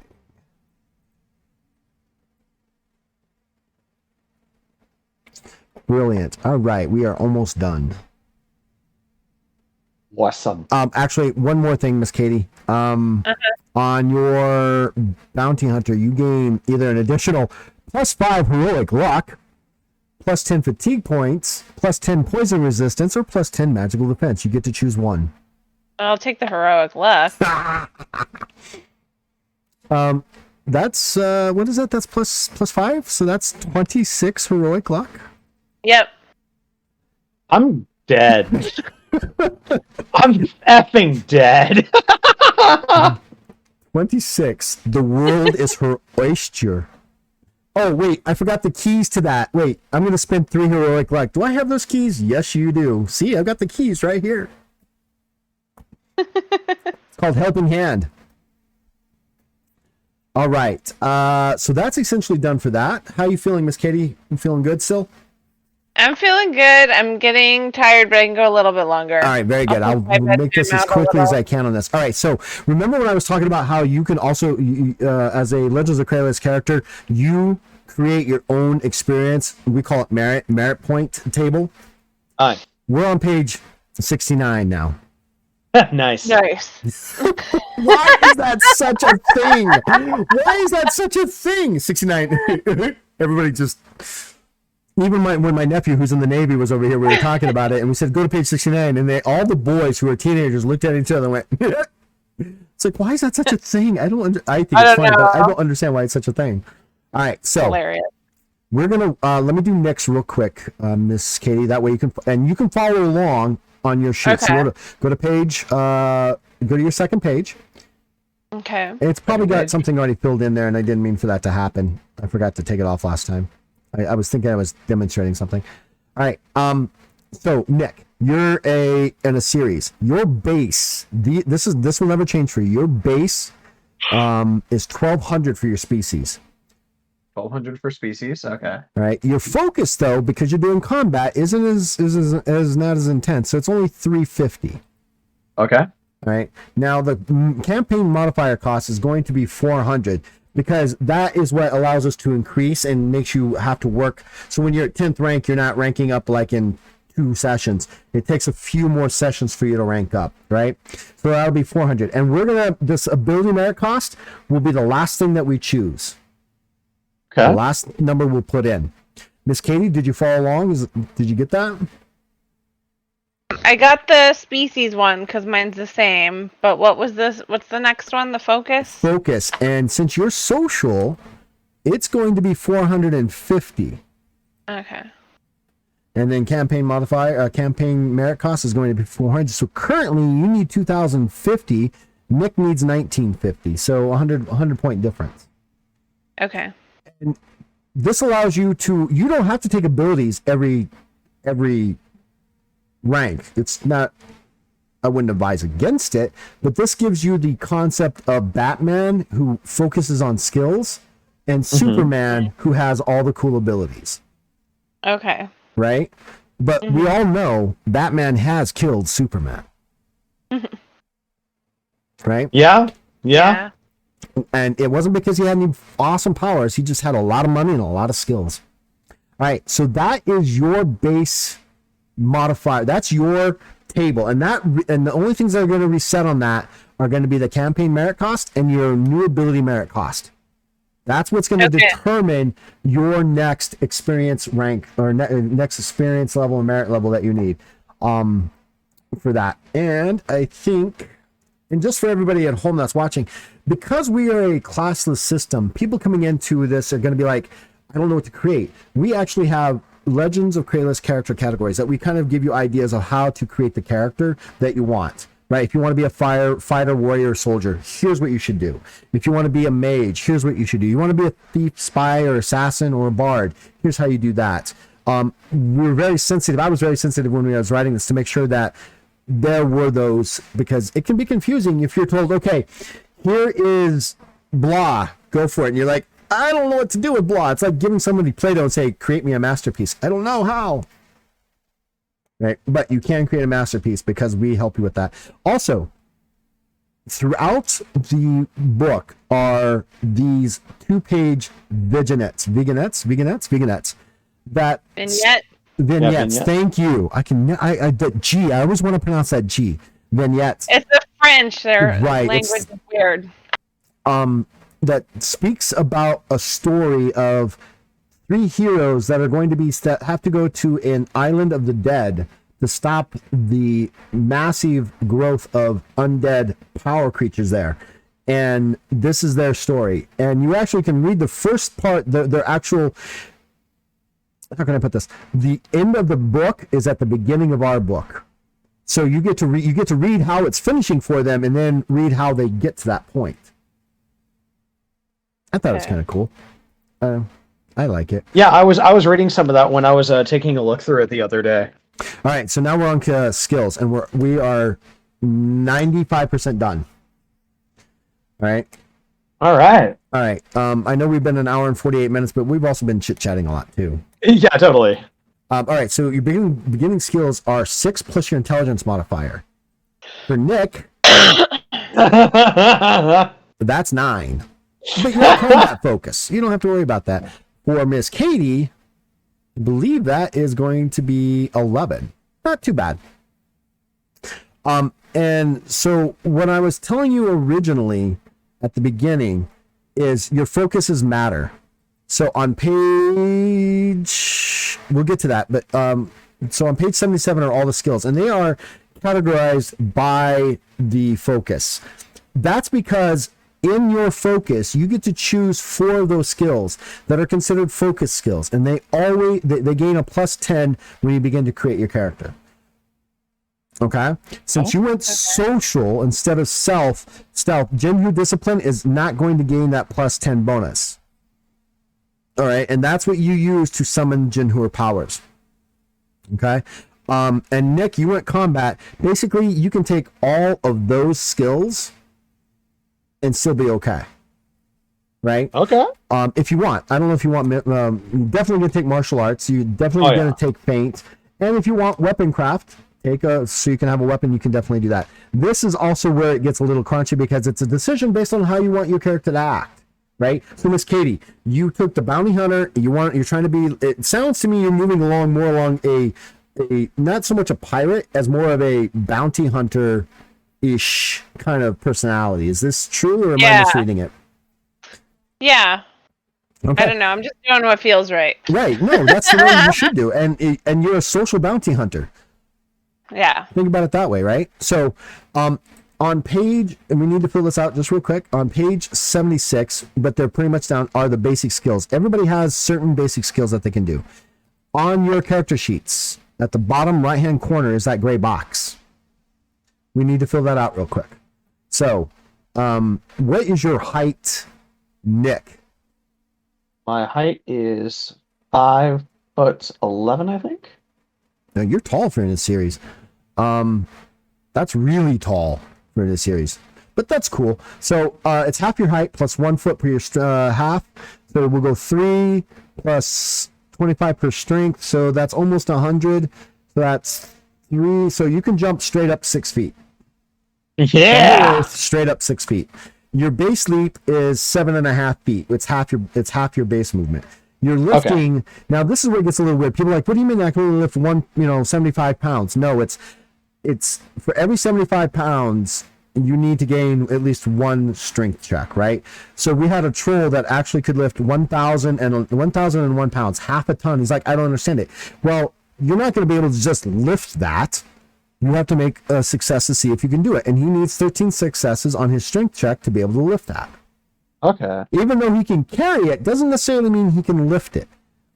Yeah, that makes sense. Right? Getting it off the ground is harder. Right. Getting it off the ground is much harder. So you have a 93 in there because that's your strength score. You can paddle. You can doggy paddle. Looks like, and we'll just round it up to 8 feet per turn. Now your fear check is going to be your willpower, which is 65. Oh, you're going to be frightened, Nick. I'm going to scare you. But your horror, you're not so horrified, is 76.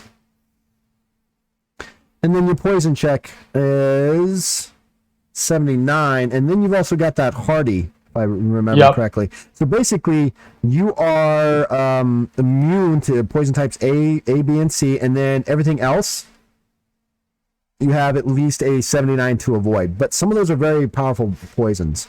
And Miss Katie, did you follow along? Did you get that? I got a little bit, not all of it. Okay, what did we miss on your side?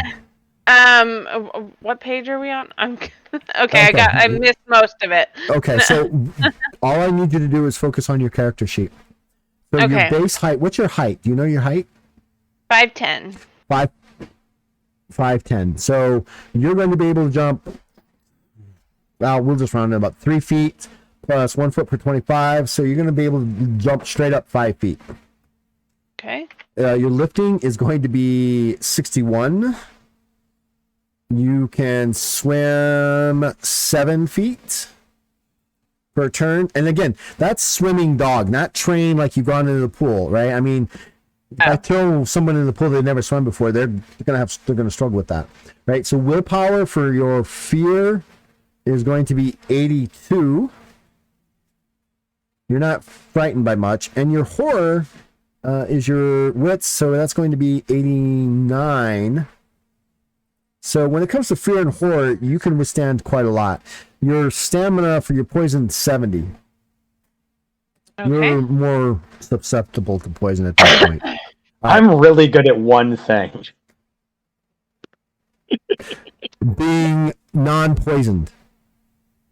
I can punch shit and I can not get poisoned. That's awesome. All right, so now, so Miss Katie, Nick can help you with your skills, but I want you. Let's get your one ability, right? Let's get your one ability out of the way. So since you went social, you have to make a decision. And so when I say you choose your ability and it's based off of your focus, that is true to an extent. You can choose any ability you want. However, if it's in a focus that you're not focused in, it costs you an additional 500 merit points. Okay, so you can choose something out of combat, stealth, or knowledge, but it'll cost you an additional 500. There are general abilities, and those don't cost any extra. Okay. So, do you want to focus? Do you want to go down the Jinhur path, or do you want to just stay social? Let's do some general. All right. So, just to let you know, that is going to be towards the end. It starts on page 148. Now, what we've done in every single one of the abilities sections is we've given an index of all the abilities that are in that particular section with a corresponding page number, so you don't have to flip through pages. You can go directly to that page. Oh, nice. And there are some interesting ones there. One of the ones I would, if you're going to go general, one of the ones that I feel is almost a must is being gain expert skill use. The reason why is you gain an additional +5 to any 3 skills. Okay. Okay, and you can do that multiple times. You can do. So tell me more about this bounty hunter now, right? I mean, especially when you come to general, you want to be you don't want to be lost in this. Yeah.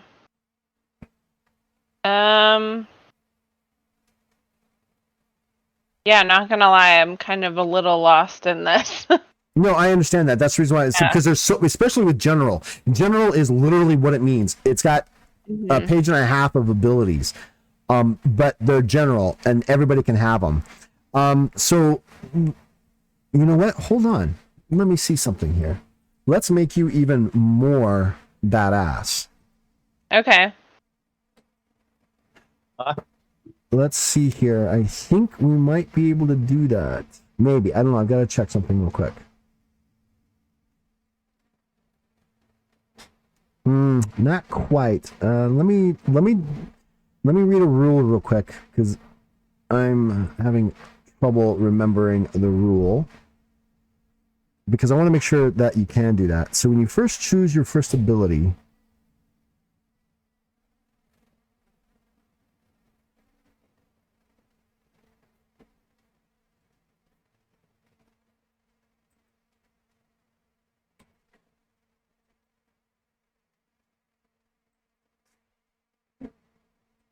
yeah, I was thinking maybe we could do telekinesis for you, but you need to have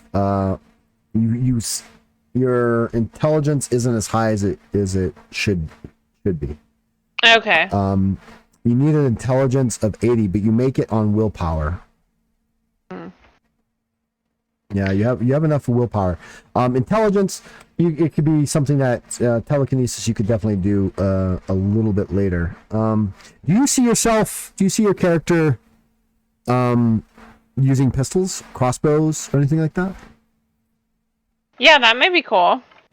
Then you may want to take surgical strike, which allows you to use your perception modifier as a damage bonus. That's just a simple one there. Then there's another one that's called, I believe it's called Noble Birth. And I believe with your charisma 82, you could start off with that one. So Noble Birth is on page 158.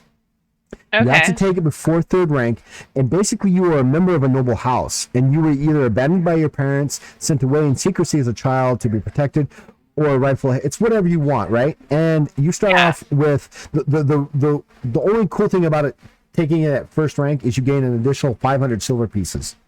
And then every 3 levels, every 3 ranks, every 3 levels, every 3 ranks, you gain an additional, right off the bat, this bunch of silver piece. Okay, that sounds good. I'll be noble. You want to be Noble Birth? Yeah, let's do that. All right, brilliant. So on your character sheet, because I know you're fading on us, just put Noble Birth below Taunt. Okay. And plus 500 silver pieces, SP, every 3 ranks. Okay. And that's that.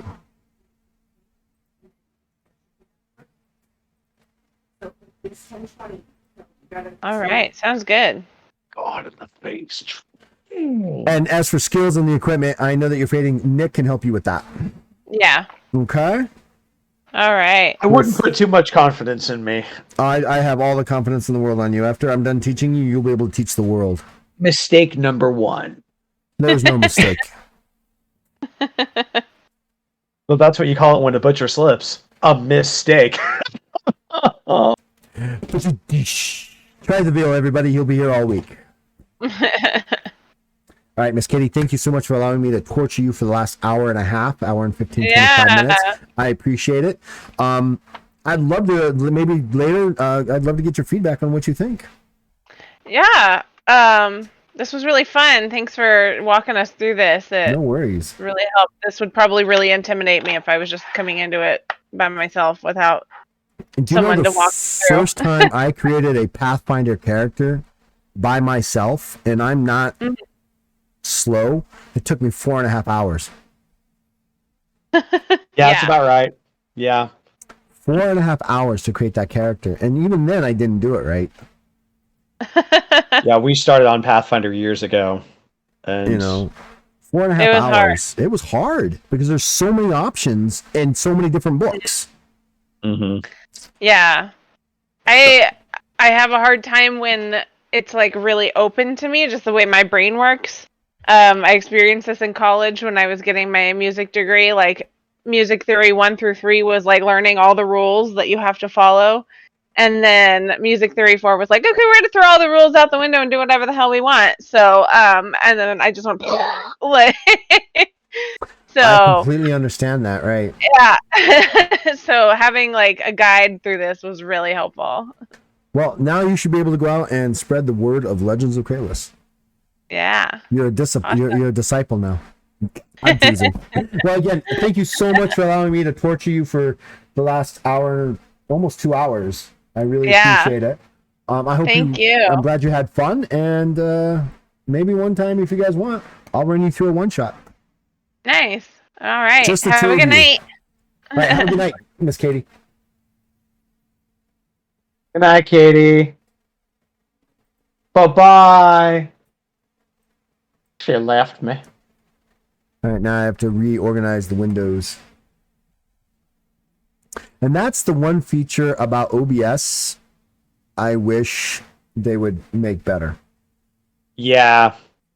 I also use OBS for my streams, and it's like, oh my god, sometimes juggling all of the damn sources. I'm like, no, I want this window, crop it to here, move it here, no, and now I need to do it again. And it's like, And I don't understand. You would think these two sources would work together. You'd think. I'd say, hey, maybe it'll get fixed down the road, but that ship has sailed, so. Yeah. All right, Nick, how you doing? You feeling good? I'm doing A-okay.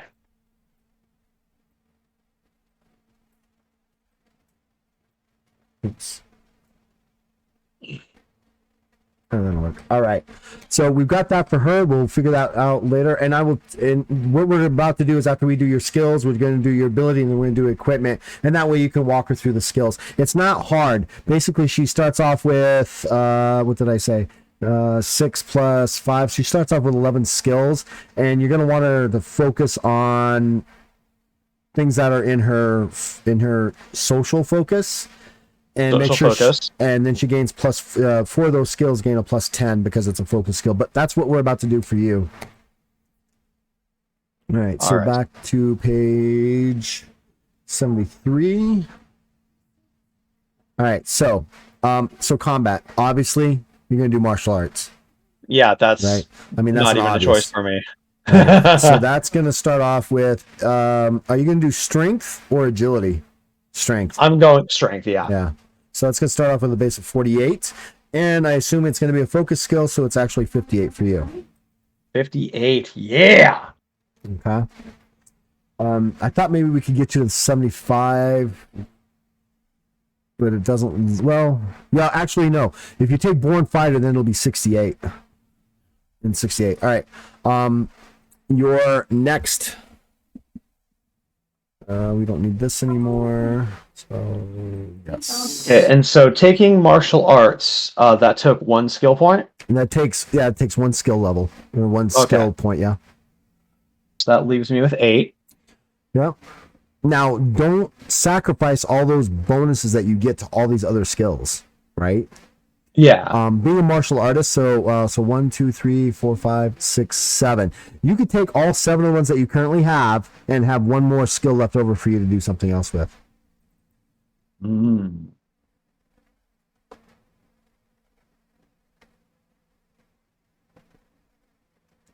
Oh, let me see.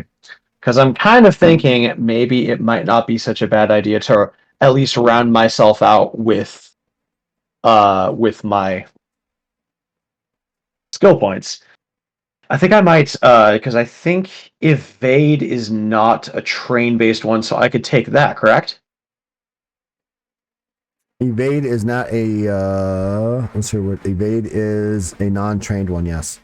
Well, no, so when you're taking skills, it doesn't matter on skills. It doesn't matter if you're training yourself now. So if you want to take forgery, you've got forgery. You've been trained in it, for example. You want to take meditate. You've got meditate. Those kind of things. It's just that afterwards, the only way you can take those skills is to go find someone to train you in them. Oh, I see. Okay.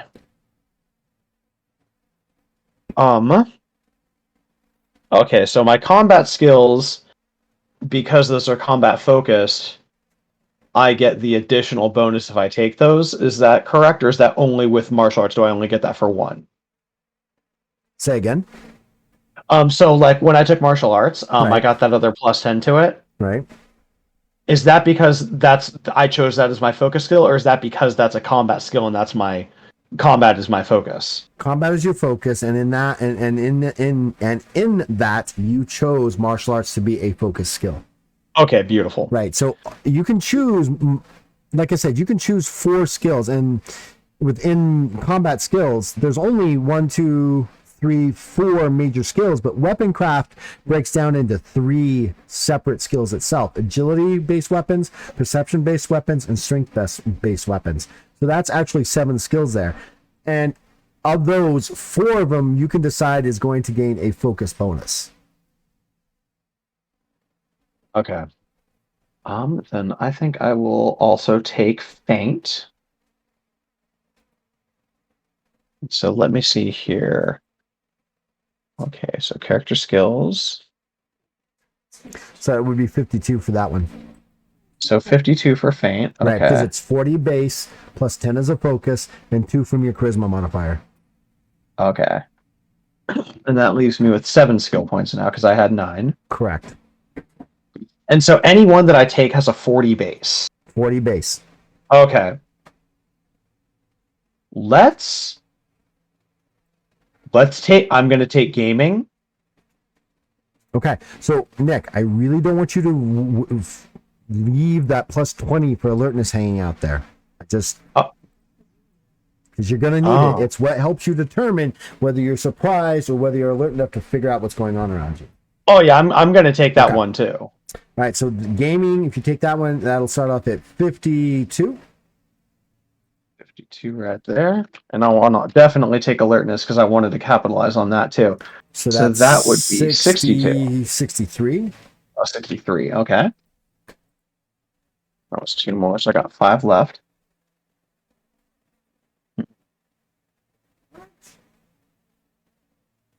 I think I'm also... So, is there a difference between... Let me look up evade versus feint. Evade is something where you're being chased through a city and you need to evade somebody. You're being chased through the forest, you need to evade them. I'm taking that too then. Let's do it. That'll be cool. I can run away from things. So that's 40 plus your agility. 40 plus agility, 46. Now we need to get some cool stuff here. I'm not Dexy, so sleight of hand doesn't seem like a great idea. You're not bad at Dexy. I'm going to take etiquette. What? Yup. Okay. So I'll make it 43. Yep. Because he's going to be a gentleman. Brilliant.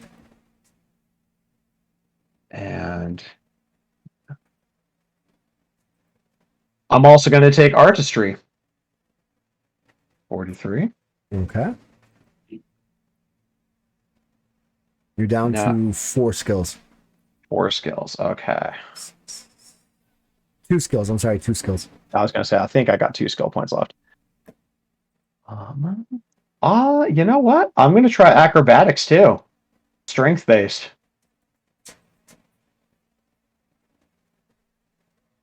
So that would give me 48. Now I need just one last one here. Let's go.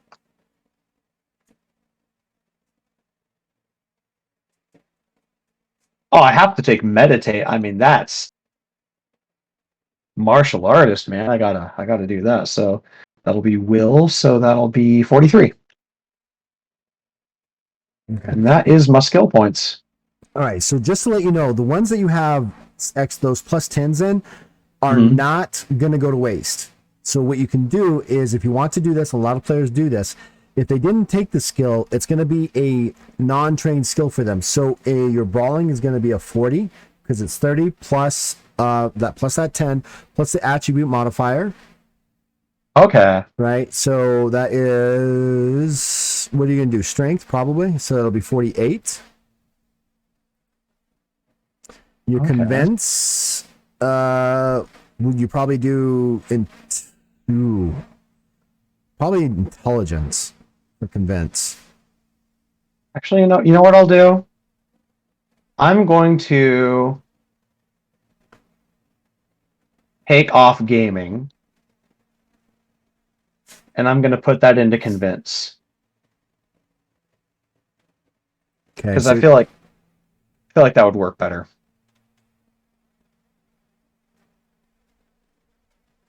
So with convince, that would make it a 40 plus the 10 is 50, and I'll throw in my intelligence.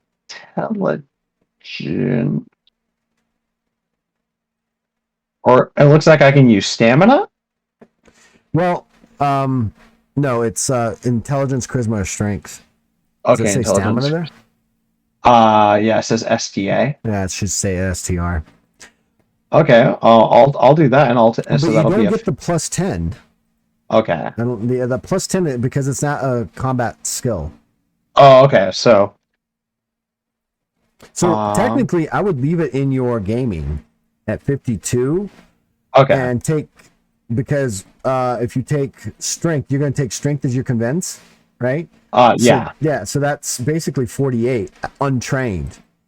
So when when you're able to actually increase your skills, you can add a plus 5 to that to take it, and it's going to be just as high as skills that you weren't trained in. This is like a natural kind of untrained kind of thing, right? You're like, I'm not really trained in it, like if Miss Katie really wanted to do it, she could take charisma and really boost that up to like 50 or 60, 55 or 60, and she'd be that much more trained.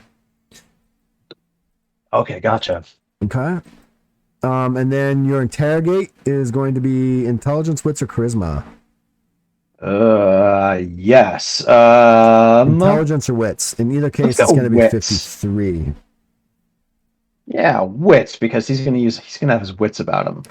And charisma is going to be 42. All for right. your leadership. Yep. And then haggle is also going to be 42. So you've got a good number of skills. Now, all the other skills you can still perform as long as they don't have the T next to them, because you need to be trained in those.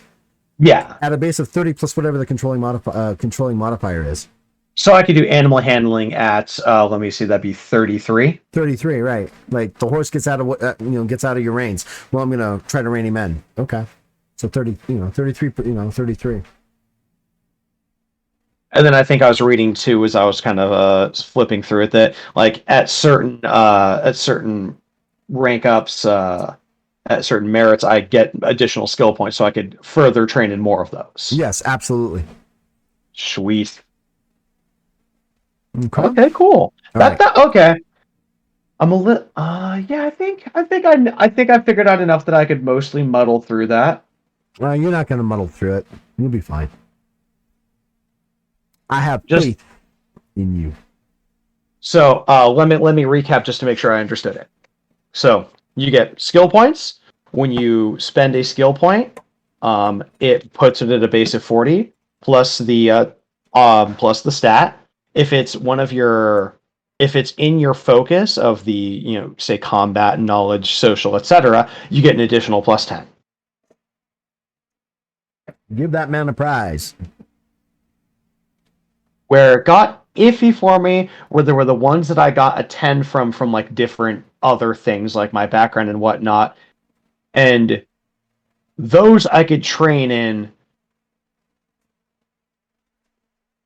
Yes. And gain the bonus from your background. And gaining the bonus from my background. Right. So gaming became 52. Because you had plus 10 because of your background. Background give me plus 10. Okay. Just like your Tackle, on the other hand, was just like 40, your alertness, just like your alertness is a 63 because that's a super focused skill that came from your background. Okay. Otherwise, it would only be 53. Otherwise, when I get it, I'm just taking the base 40 plus my plus my stat. Yeah, plus your stat, plus your background. But because you chose to super focus that as part of your background, alertness is 63. Okay. I think I get it. It's really not hard to create a character. It's just people are going to disagree with me, and that's fine.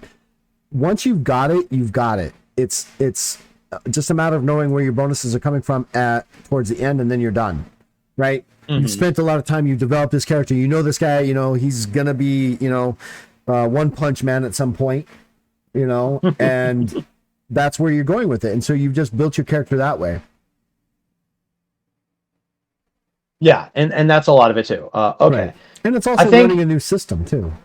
Yeah, I think honestly, like if I were to set up skills like maybe 2-3 times, I'd have enough repetition that I'd probably completely feel pretty confident with it. I feel like you're pretty confident about it right now, but that's me. I underestimate myself. That's my shtick. Stop being that way. I'm working on it. It's all right. Ongoing process. Ongoing process. I'm right there with you. All right. So the last thing we need to do before we actually do equipment is for you to determine your first ability. So on page 99 is the list of all the combat abilities. Okay. 99. Okay. Starting on page 105 is the beginning of the martial arts-ish kind of things that you can do.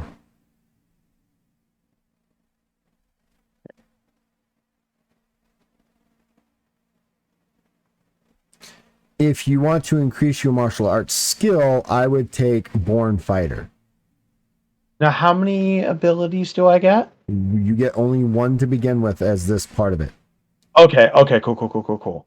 So Born Fighter, I think I will take that to improve my martial arts ability. So Born Fighter. Merit point cost is 900. You're going to take Born Fighter? Mm-hmm. Okay. Yeah, so at the top, so you've got Born Fighter in your abilities. Born Fighter gives you a plus 10 to your martial arts, MA, and plus 10 to your physical defense. Now we're at 59. Your ability merit cost is 900, and so you need 2,850 merit points to go from first rank to second rank. So because I bought that ability, my ability merit cost increases by 900. Yeah, the total merit that you need, yes. And okay, I was wondering where that came in. Okay. Right. And so let's say you get 2,850 merit points and you choose a new ability. That's going to go up. So the campaign merit cost will go to 800, and the ability, let's say you choose a really powerful one, is 1200. You would need on the next rank 3500 to go from second to third rank, based because of the fact that you chose a more powerful ability, right? Or you could choose not to take an ability. And by not taking an ability, it gives me a lower cost for my next merit rank. Right. It allows you to rank faster. Now, it's probably written in here. I just haven't flipped it yet. I'm assuming there's like other things that I get for going up. The abilities increase the amount of time it takes, but there's probably like other things that I get for ranking up as well. Right. So when you rank up, you, like I said, you gain an additional plus heroic luck. You gain a new ability that you get to choose. You then starting at third rank is when skills start to go up. Skills. Right. And then you gain rank bonuses. You gain one free rank bonus, which allows you to either increase your health, if you choose. Okay. Your fatigue, if you choose. Your heroic luck, if you choose. And a couple of other, there's like 4 that are major ones that you get to choose. Then you could decide that you want to purchase for your next rank 2 more rank bonuses. So on your character sheet where it says the merit cost, it says rank bonus merit cost. Yes, rank bonus merit cost. The first one's free, so no cost goes in there. But let's say you want to purchase 2 more. It goes up. So for you to go to second rank, let's say you're going to second rank, and you choose a 1200 point ability, and you purchase 2 additional, so you've taken 3 rank bonuses, your next merit cost is 4100 merit.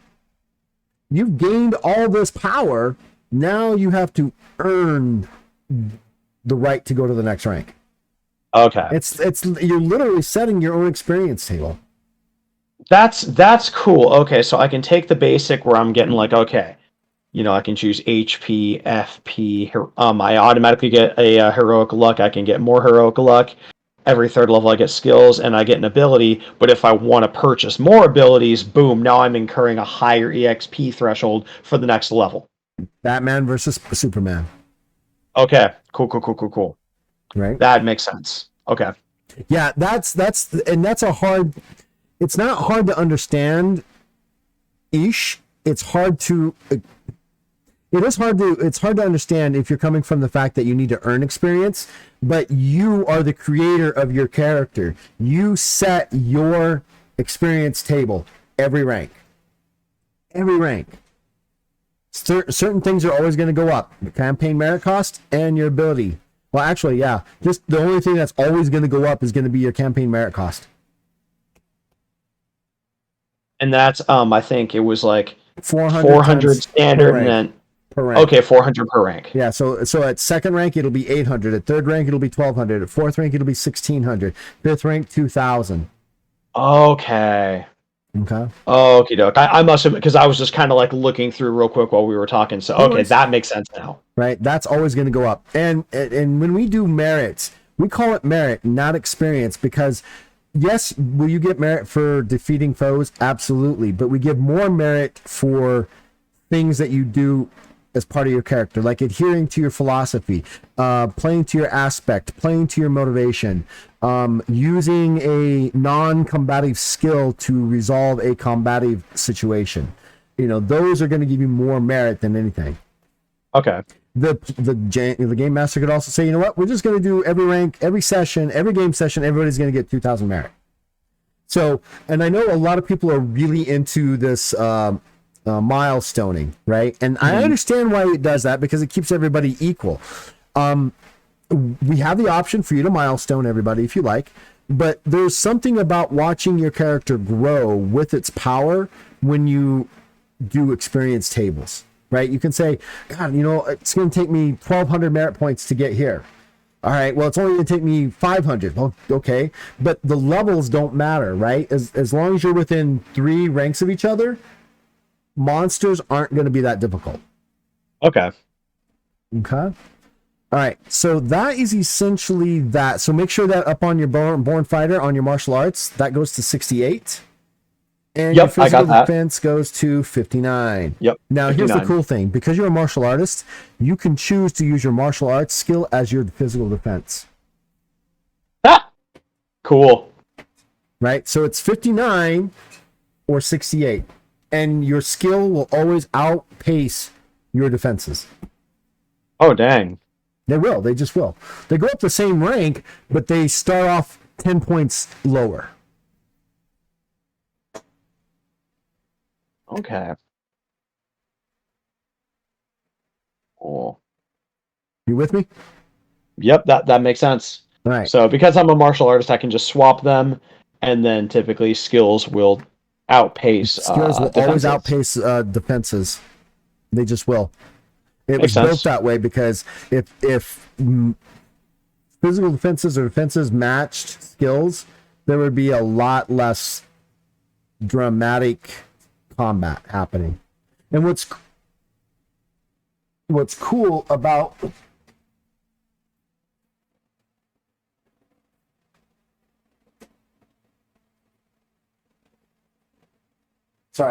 what's cool about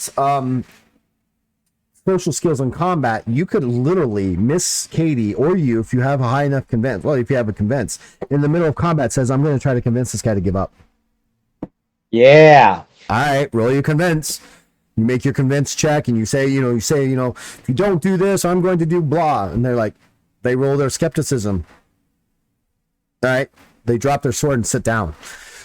Literally playing out that scene in Princess Bride where Wesley points the sword at Lord Humperdinck and basically says, sit down. And he's like, okay. Princess Bride had some great scenes. Oh, it's great scenes. Are you kidding me? It's that movie. All right, so let's go to page 161 and let's finish you up. Sounds good. We are on equipment now. Now, as a martial artist, you're not allowed to wear armor. No armor for me. No armor is allowed. But there are abilities that you can take. One of them is Kujara Jai, or Jia, which allows you to actually have a mystical armor kind of that you can have on. But that's for another story. So, as a local hero, you start off with a base of 500 silver pieces. So we'll put that into silver pieces. Got it. Now, let's see how good the gods treated you. Roll a D100 and roll low. All right, here we go.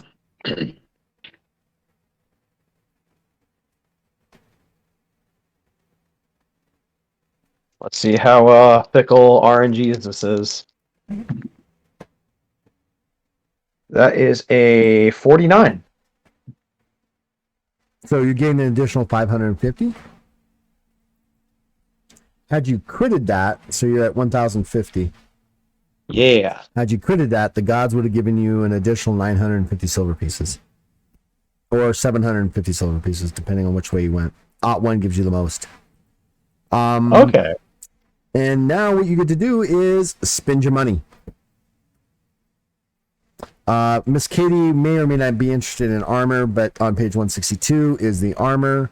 And we did a lot of crunchy in this. This allows you to do really crunchy things. Now, if you have a shield as a martial artist, you're not allowed to use a shield. But if you're a shield, a board and sworder, you could actually use your shield to absorb all the damage from a single strike. And for every 10 points of damage your shield takes, its total armor absorption is reduced by 1, and it could actually save your life. You can destroy a shield and it saves your life. Nice. Okay.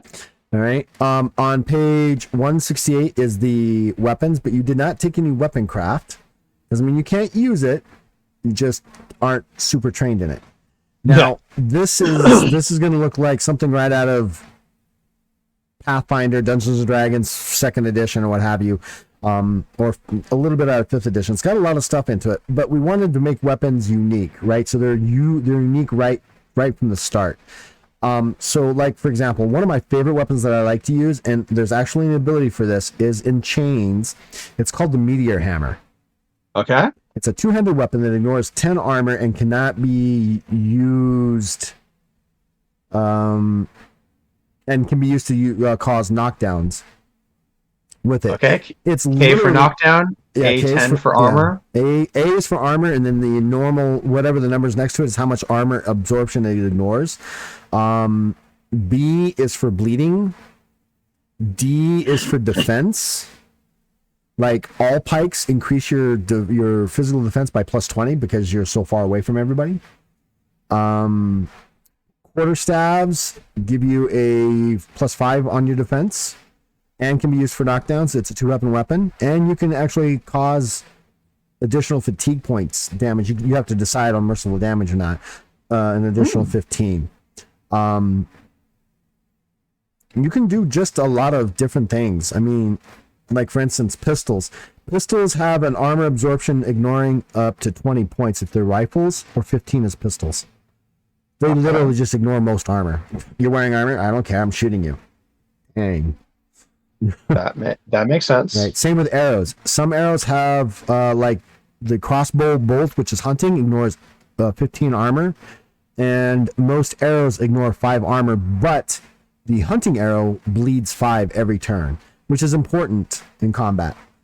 People can bleed out in combat very quickly. Okay. And so I understand too. So looking at armor and stuff. So the armor absorption, is that like 2 points per hit that it would take off normally, and that's where the armor ignoring comes in? Right. So like some armors, some of the basics armors, the most they can absorb is 11 points. So let's say you do 20 points of damage to me, I'll ignore 11 of it and take 9. But if you have a weapon that ignores armor, like say 5 points, I only ignore 6 and I take whatever's left. So Okay. right? Does that make sense? Yeah. So let's use 20 points. You're doing 20 points of damage. Normally, I will ignore 11 points of that. However, you have a weapon that ignores 5 points of my armor, so I'm only able to absorb 6 and take 14 damage. So 14 instead of 9. Right, 14 instead of 9. Okay, that makes sense. Right, and again, like I said, we tried to make this as fun as possible, but have a opposed system, an opposed dynamic system. And it seems more complicated than it is, but once you get into it, it's not. It's really not. Let me see here if there's a little... Okay, weapon type, attack type. Okay. Just looking to see if there's like a little like... Okay, table notes. Perfect. All right. That way I can explain that to Katie. Right. Perfect. Okay, now I see that there at the bottom. And then starting on, because this is something you can choose to do on your own. Oh, I do want to call out something special. So on page 178, Joseph Garcia is my main artist that did 90% of all the bestiary art in the Legends of Kralis bestiary. This piece was done for a young man who committed suicide because he was bullied for being LGBTQ and a role player. And his mom put out a thing on, I think, YouTube about pleading that, if you're developing a game, please always include him in your game. So he's actually not only here, and this is his actual face. Joseph is very good about that. That's his actual face. He's not only here as a representation here, but he's also in the World of Kralis game guide as a knight of the Durashiva, a 25th rank knight. And everything you see on him, he's got. He's got a energy pistol and an energy rifle, and the ceremonial sword that comes with all knights of Dodura. Awesome. Yeah. So. Anyways, yeah, it was pretty sad when I heard about it. I was like, oh, that just sucks. That's just stupid. Why are we doing that? So equipment starts on page 182. We have the equipment list, and you can decide how you want to spend your money. You can either do it, this way, or at the very back, we also have adventure packs. Now, I went through and I made some adjustments. So the player's guide you have right now doesn't have those adjustments in it, but don't worry about it. And then gives descriptions of what the equipment looks like and what it does. Huh. Interesting. Okay. And that's that. The equipment is the last thing that you need to choose. And you're done. Right. And well, I'll grab this real quick, and then I'll make a note of that, and then I'll have one other question for you. No, I'm here at your leisure and at your service. You see here. I think I might have to go with.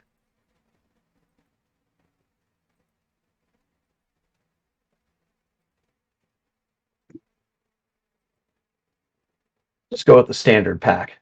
Looks pretty good. I think that'll work for me.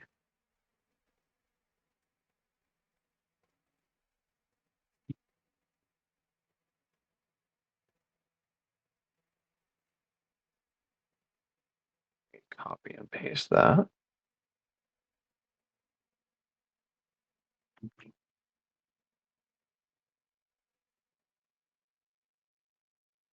There we are.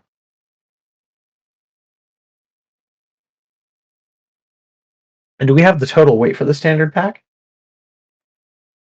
Ooh, that's a good question. No, I do not. You know what? I will put that in.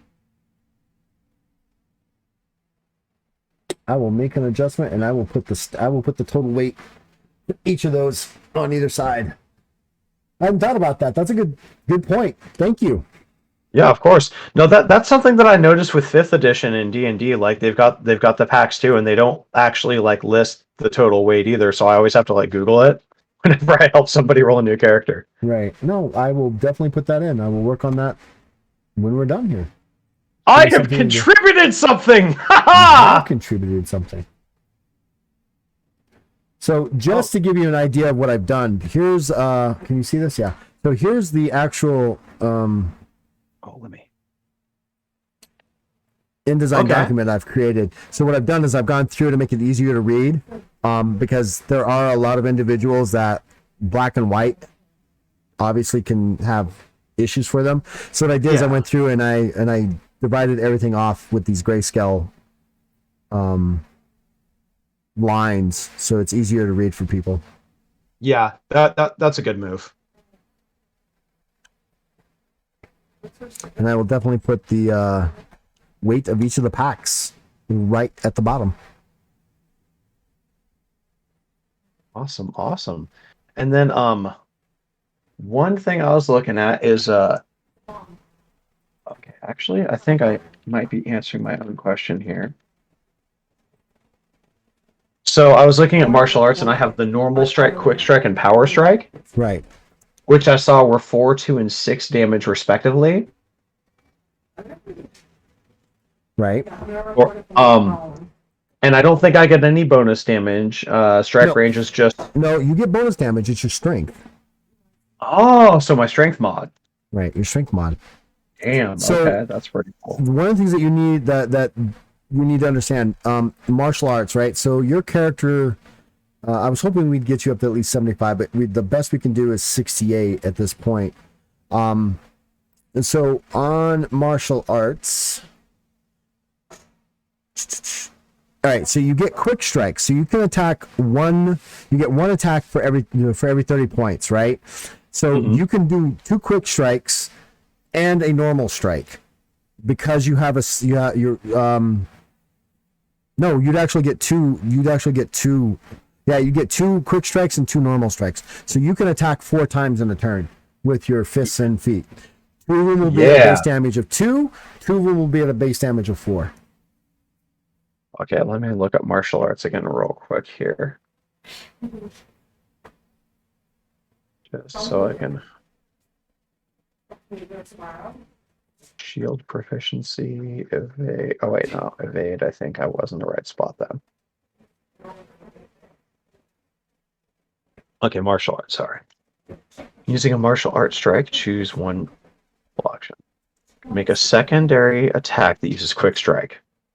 Okay, so when I use a normal strike, I can do a second quick strike. No. And because I... Nope. When you use a normal strike, you get 2 normal strikes. You also gain 2 quick strikes, because your attack skill for your martial arts is 68. Okay. 2 of them will be at a base damage of 2, and 2 of them will be a base damage of 4. We literally had in the last game against the Iron Lords, a Baohul martial artist do 118 points of damage in one strike using a normal strike, and it was going to kill the guy. And I'm like, "How do you want to do it?" He goes, "I'm going to punch him. I'm going to punch through his skull." All right.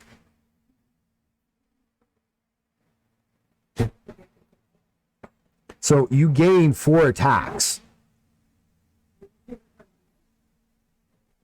And is that because of my like big hands that I get those 2 attacks? Because normal is 1 per 50, right? Normal is 1 per 50, but so that's 1 to 50. You don't have to wait until 100 to get a second one. It's if you up to 50 points, you gain 1. Once you reach 51 in your score, you gain an additional 2. Now you don't gain an additional 3rd until you reach 101. Okay. So I get 1. Yeah. After 50, I get 2. Quick strikes, I have 1, and then after 30, I get 2. So I would get a 3rd quick strike. You get a 3rd quick strike, yeah, because your skill is 68. Yes. So literally, you get 3 quick strikes and 2 normal strikes. So you can attack 5 times in the turn. I can attack 5 times in a turn, and that's before using my multi-attack feature from my arms. Right, and so if you no, that's the 51 fighting fury of fighting butterflies. That allow. Who just threw that up? Oh Not my. me. Who did that? Serbia. Thank you. Your thug life. Literally, you're throwing your fan. So, what you do is, with the 51 fighting butterflies, you would gain an additional quick strike, and I believe the way the rule is written, you would also gain an additional normal strike. So technically, you've got 4 quick strikes and 3 normal strikes. So potentially, I think, if I read the rules correctly, you at first rank can hit something 7 times. That's pretty cool. But again, the first one's going to be at a 0. Second one's going to be a -5. Second one is going to be at a -10. Third one would be -20. Fourth one would be -30. Fifth one would be -40. Fifth one would be -60. 70, 80. Right. So it gets to a point where you're like, while I can do it, I'm not as effective as I want to be with it. Okay, cool. So I can attack 5 times. 1 goes. Second one has a penalty of 0. Third one is -5, then -10, then -20. -20, -30, -40, -50, Oof. -60, -70. Okay. Yeah, but you can still do it. I mean, there comes a point, and people are like, well, I've only got a skill of 68, so I'm not going to roll the 70. Always roll, because you can always roll a critical hit. Critical hits always hit. Okay, that's good to know. Always hit. And what's really interesting about the critical hits, and this is for any skill check, if you roll an OT1 through OT5, or you critically hit, so some weapons actually give you a larger critical strike range, you roll another D10. That gives you an additional number of successes up to 10. If you roll a 0, which is a 10, that dice explodes and you get to roll it again. So long as you keep rolling 10s, that dice continues to explode, which is why you can get 37, 47, 87 successes with a single strike, because that critical has exploded so many times. That's cool. Okay. And using your hands, it would just be a massacre. It would literally be, you ever see Ip Man? Oh, yeah. Okay, you remember that scene when he's taking on the karate dudes, and he just thumps that guy in the chest, and he's just going... Yes. That is what's happening. That's cool. Okay, I can dig that. All right. Yeah, I think I'm set then. Right on. Awesome. Well, thanks for walking me through this, man. No, thank you for allowing me to torture you for 2 hours. I would hardly call it torture. Well, you have made it definitely worth my while. So, what do you think? So looking at it, I would need to take some time, because I think you said that there was a portion of the book that had just kind of like a step-by-step walkthrough, correct? Yes. So at the very beginning of the on page 15 of the guide, not 115, 15. Thank you. It's chapter 1, character generation.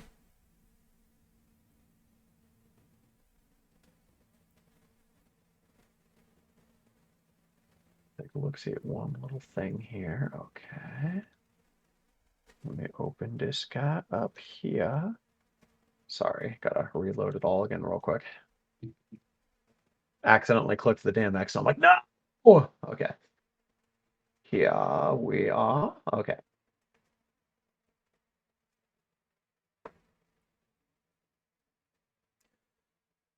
DD Depth, I just answered your question about Joseph Garcia. Instagram.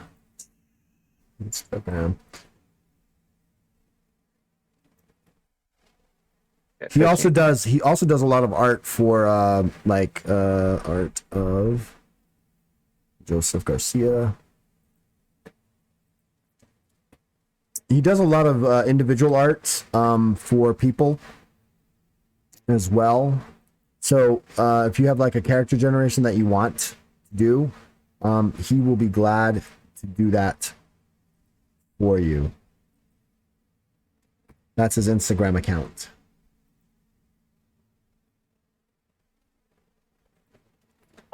So what I can say, is that I freaking like, as far as the actual, because while you were kind of talking to Katie, I was looking through some of the stuff for my species, the Osiris, and like just from that, and like while you guys were talking, I was just kind of like flipping and looking through some stuff, like the sheer variety in the culture. I mean, the fact that you like put on like language examples and stuff for it is like, it's like a crazy level of immersion that I think you can really create with this. And it's got a lot of options, and this game seems crazy flexible so far. I definitely, myself as a gamer, I gravitate towards rules light systems because I'm very much a shoot from the hip. I tend to view a lot of rules as something that bogs me down. This and rolling this didn't bother me. And Awesome. I'm going to be honest with you. So God, I hope you're honest with me. Oh yeah. So it was like 6 months ago or so, a great buddy of mine, this incredible DM, great storyteller, like fantastic dude, was like telling me about the setting that he wanted to run for us. Basically, if we ever had an off week that we were all available, but I couldn't run our D&D game for whatever reason. And he's telling me about the setting, and I'm like, oh yeah, oh dude, yes, this sounds great. I'm all in. And then he's like, yeah, dude, it's in Pathfinder. Let's roll up characters. And I took one look at the Pathfinder character sheet, my eyes just glazed over. Like I was done right there. Just remembering all the crap that I had to find to look, oh, this is here, this is here, this is here. I thought that your book, it's got a lot of content, but it's neatly organized. And I like, while you were talking to me, like a lot of the time I was already finding what I needed to reference. Good. So Brilliant. I think it's clean and organized. Some parts are a little bit crunchy, but I feel like I was able to muddle my way through it without like full on just going like comatose. Well, Which again, I can't say that every system does that for me. well, So and understand. So my chops, where I cut my teeth, were on Dungeons and Dragons White Box, Oh yeah. First Edition, Second Edition, Rollmaster, GURPS, Middle Earth Role Playing, and so on and so forth. I think I've shown this to you once, right? Have Have I shown this to you once? I think at one point, let's right? see. You've seen this before, right? It's the White Box. I'm watching the stream. Are you busting out the white box right now? I busted out the White Box. Oh yeah, you have shown me this. And I don't think I ever showed you this though. So to play the White Box, you needed chainmail. What? To play the White Box, you needed chainmail. You can't Just a play the second game for the without visual this to book. catch up. Oh man, what is? What? You need this book. Oh. Yeah, You, so that's where I cut all my all my my teeth was on those games. So this is a love affair for those games, but I also wanted to make it. I tried, and I'm not sure I'm successful. But your what you're saying makes me feel like I was semi-successful. Is to make a widely diverse game that allows you to build whatever you want, that has rules, references if you need them, without it being a bogged down of, oh my god, we got to do that. Right? I mean, you saw the other night where I took a first rank character all the way to 10th rank in like 2 yeah, minutes. and that really didn't take long. No. And the fact, and I mean, speaking from experience, because I cut my teeth back on 3.5. Oof. Yeah. Like crunchy. And like I knew what I was doing with that system, and it would still take me several hours to walk my like. Session 1 was us rolling our characters, Right. because it would take so long. Do you know what I mean? Does. No, I understand. I mean, like I told you, the first time I played Pathfinder, it took me 4 hours by myself to roll up a character. Simply because I wanted all the, well, where do I get this option? Okay, it's a halfling. Okay, I get this. Okay, then where does that come from? And oh, I got to get this book. Let me pull out that book. And I had like 6 books next to me, and I'm like, I love the game. Don't get me wrong. I love the crunch, but that's even too much crunch for me, right? Yeah. And in the Game Master's Guide for Legends of Kralis, let me see. Let me pull it up real quick. Because if I put everything into one book, and I actually had the deluxe version, we're talking almost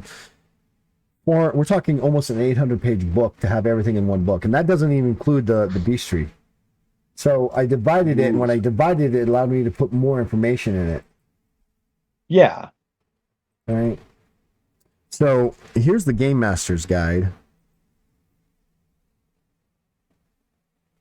and the first rule. The only rule is have fun. Mm-hmm. As Have it should fun. be. Have fun. The rules are here for you to make a decision, but ultimately, just as you know, Neo was told there is no spoon. There are no rules. But if you have something that is a collection, like, okay, what do we do in this instance? Here's how you do it. Or let's say that you're like, you know what, I'm just going to make a ruling, and then I'm going to go back and research it. It's there. At least I hope I've covered it all, right? I mean, I've got decades of information that I put into these books. You know, like I even talk about, like, I don't know if you're watching it on stream, so it takes a second, but like there's there's session 0. Talk about that. The rule of cool. While the rule of cool is a long-standing trope, but that doesn't necessarily mean that you ignore the rules either. Right, the rule of cool is, yes, you want to jump off the train onto the car while shooting your rifle. That sounds cool. Make an agility check. Right? How can I navigate the existing system to allow that? Right. I'm not going to not let you do something. It's like you said, you know, like with, let's say that you and Katie are on a levitation bike and you're on the front of the bike and she's driving it and she stops it and launches you at the people. That sounds cool. Make an agility check or make this kind of a check, right? And they get an opposed check, and those kind of things. I don't know. I've done my best. People will either love it, like it, or absolutely hate it, and I'm prepared for either.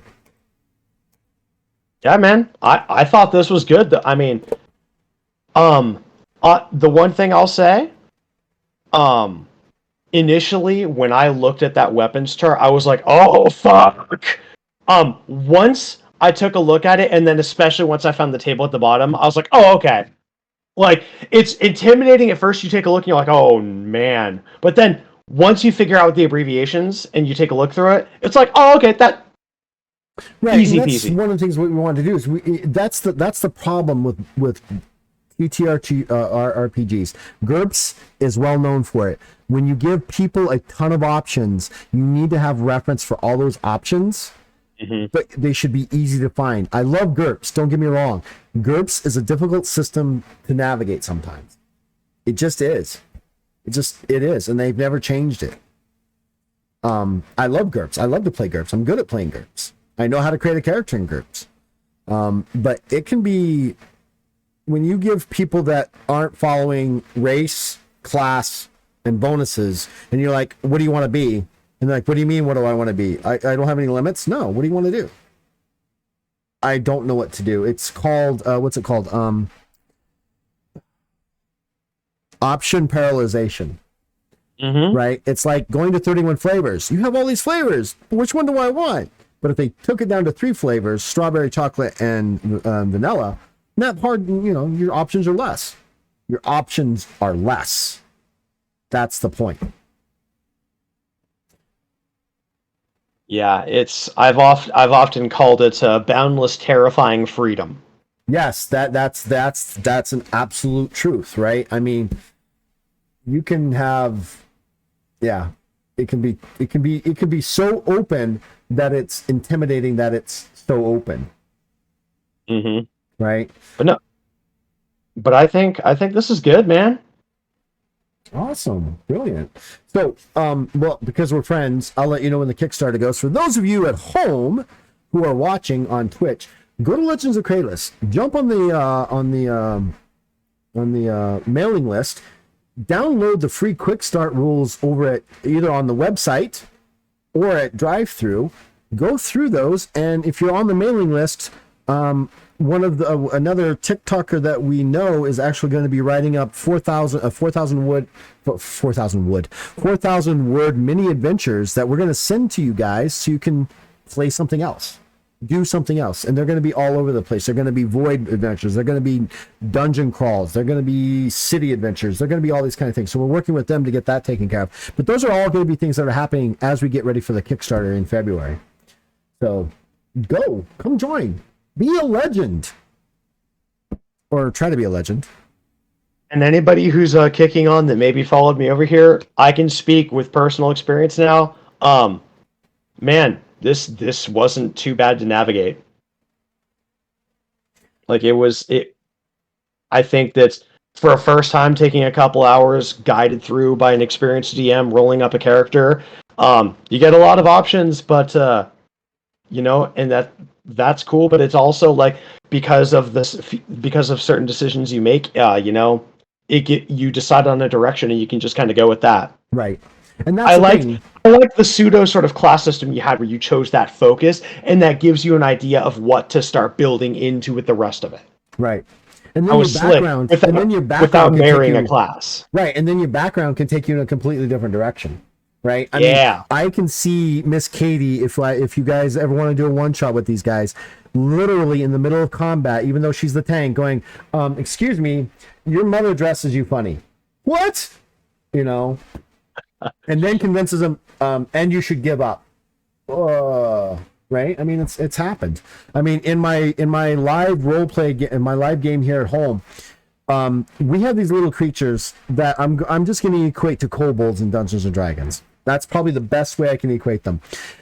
The warrior priest of Haddock has literally converted them into believing in Haddock, a whole clan of these things, and they are his Haddock army and worship Haddock because of him.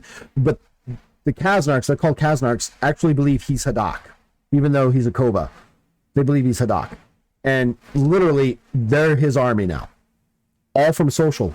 He took out the big boss, and they all did that thing in Toy Story. Ooh. Oh, all right. Right? And they're actually now, he's brought them into the city of the town of Cold Iron to help defend the town of Cold Iron against an alien species that has invaded the town, and they're his army. It's brilliant, and it was all done in the middle of combat with social skills. That's awesome. But some of those things can only be done through players that know role play, right? You can know a system, but if you don't know how to role play, even if you're learning, it takes a little bit of time. Mm-hmm. Right? So he's got this army of like 40 Kaznarks dressed in not plate armor, but like like chainmail kind of stuff, wielding small shields and small swords, defending this city of humans, who the humans originally wanted to get rid of because they were stealing their cows and chickens and sheep, and was giving a hard time for the ranchers. And now they actually guard the ranchers' ranches at night against marauding monsters, and the ranchers pay them by letting them take a goat or two occasionally. That's cool. Yeah, it's very cool. So anyways, Nick, I know it's late. I appreciate your time. Thank you so much.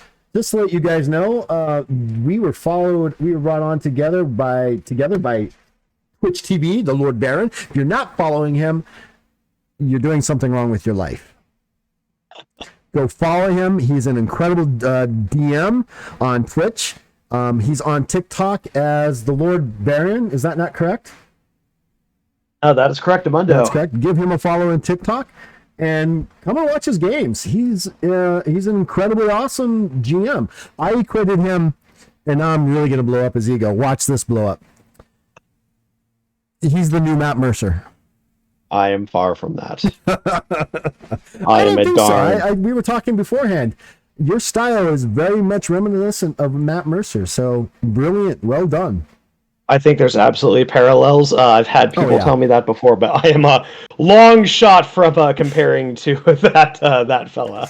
But definitely go follow the Lord Baron on Twitch, follow him on TikTok, and thank you for all of those who came and hung out and watched. If you have any questions, DM me on Discord, hit me up in TikTok. Also, because I need to throw this out there, I am trying to raise money for the Trevor Project to help save LGBTQ youth. Normally in Southern Arizona, in my town, they do several Pride events in September and October, but because of COVID, they're not going to be able to. Thank you, Nick. I'm trying to raise money for them by the end of the year. So every dime that you guys donate while I'm streaming goes to the Trevor Project through Tiltify, and it's verified through them. So support the youth. Support them. Come watch me. We'll do some more of this. Yeah. Stay legendary, and I will see you on the flip side on TikTok and on Twitch. When's your next game? So I've actually got Thicker Than Wine coming this Friday at 8:30 Pacific Standard Time. All right, so I will be there 8:30 Pacific Standard Time to make you hear my voice again. Sounds good, my friend. All right, my man. All right, peace.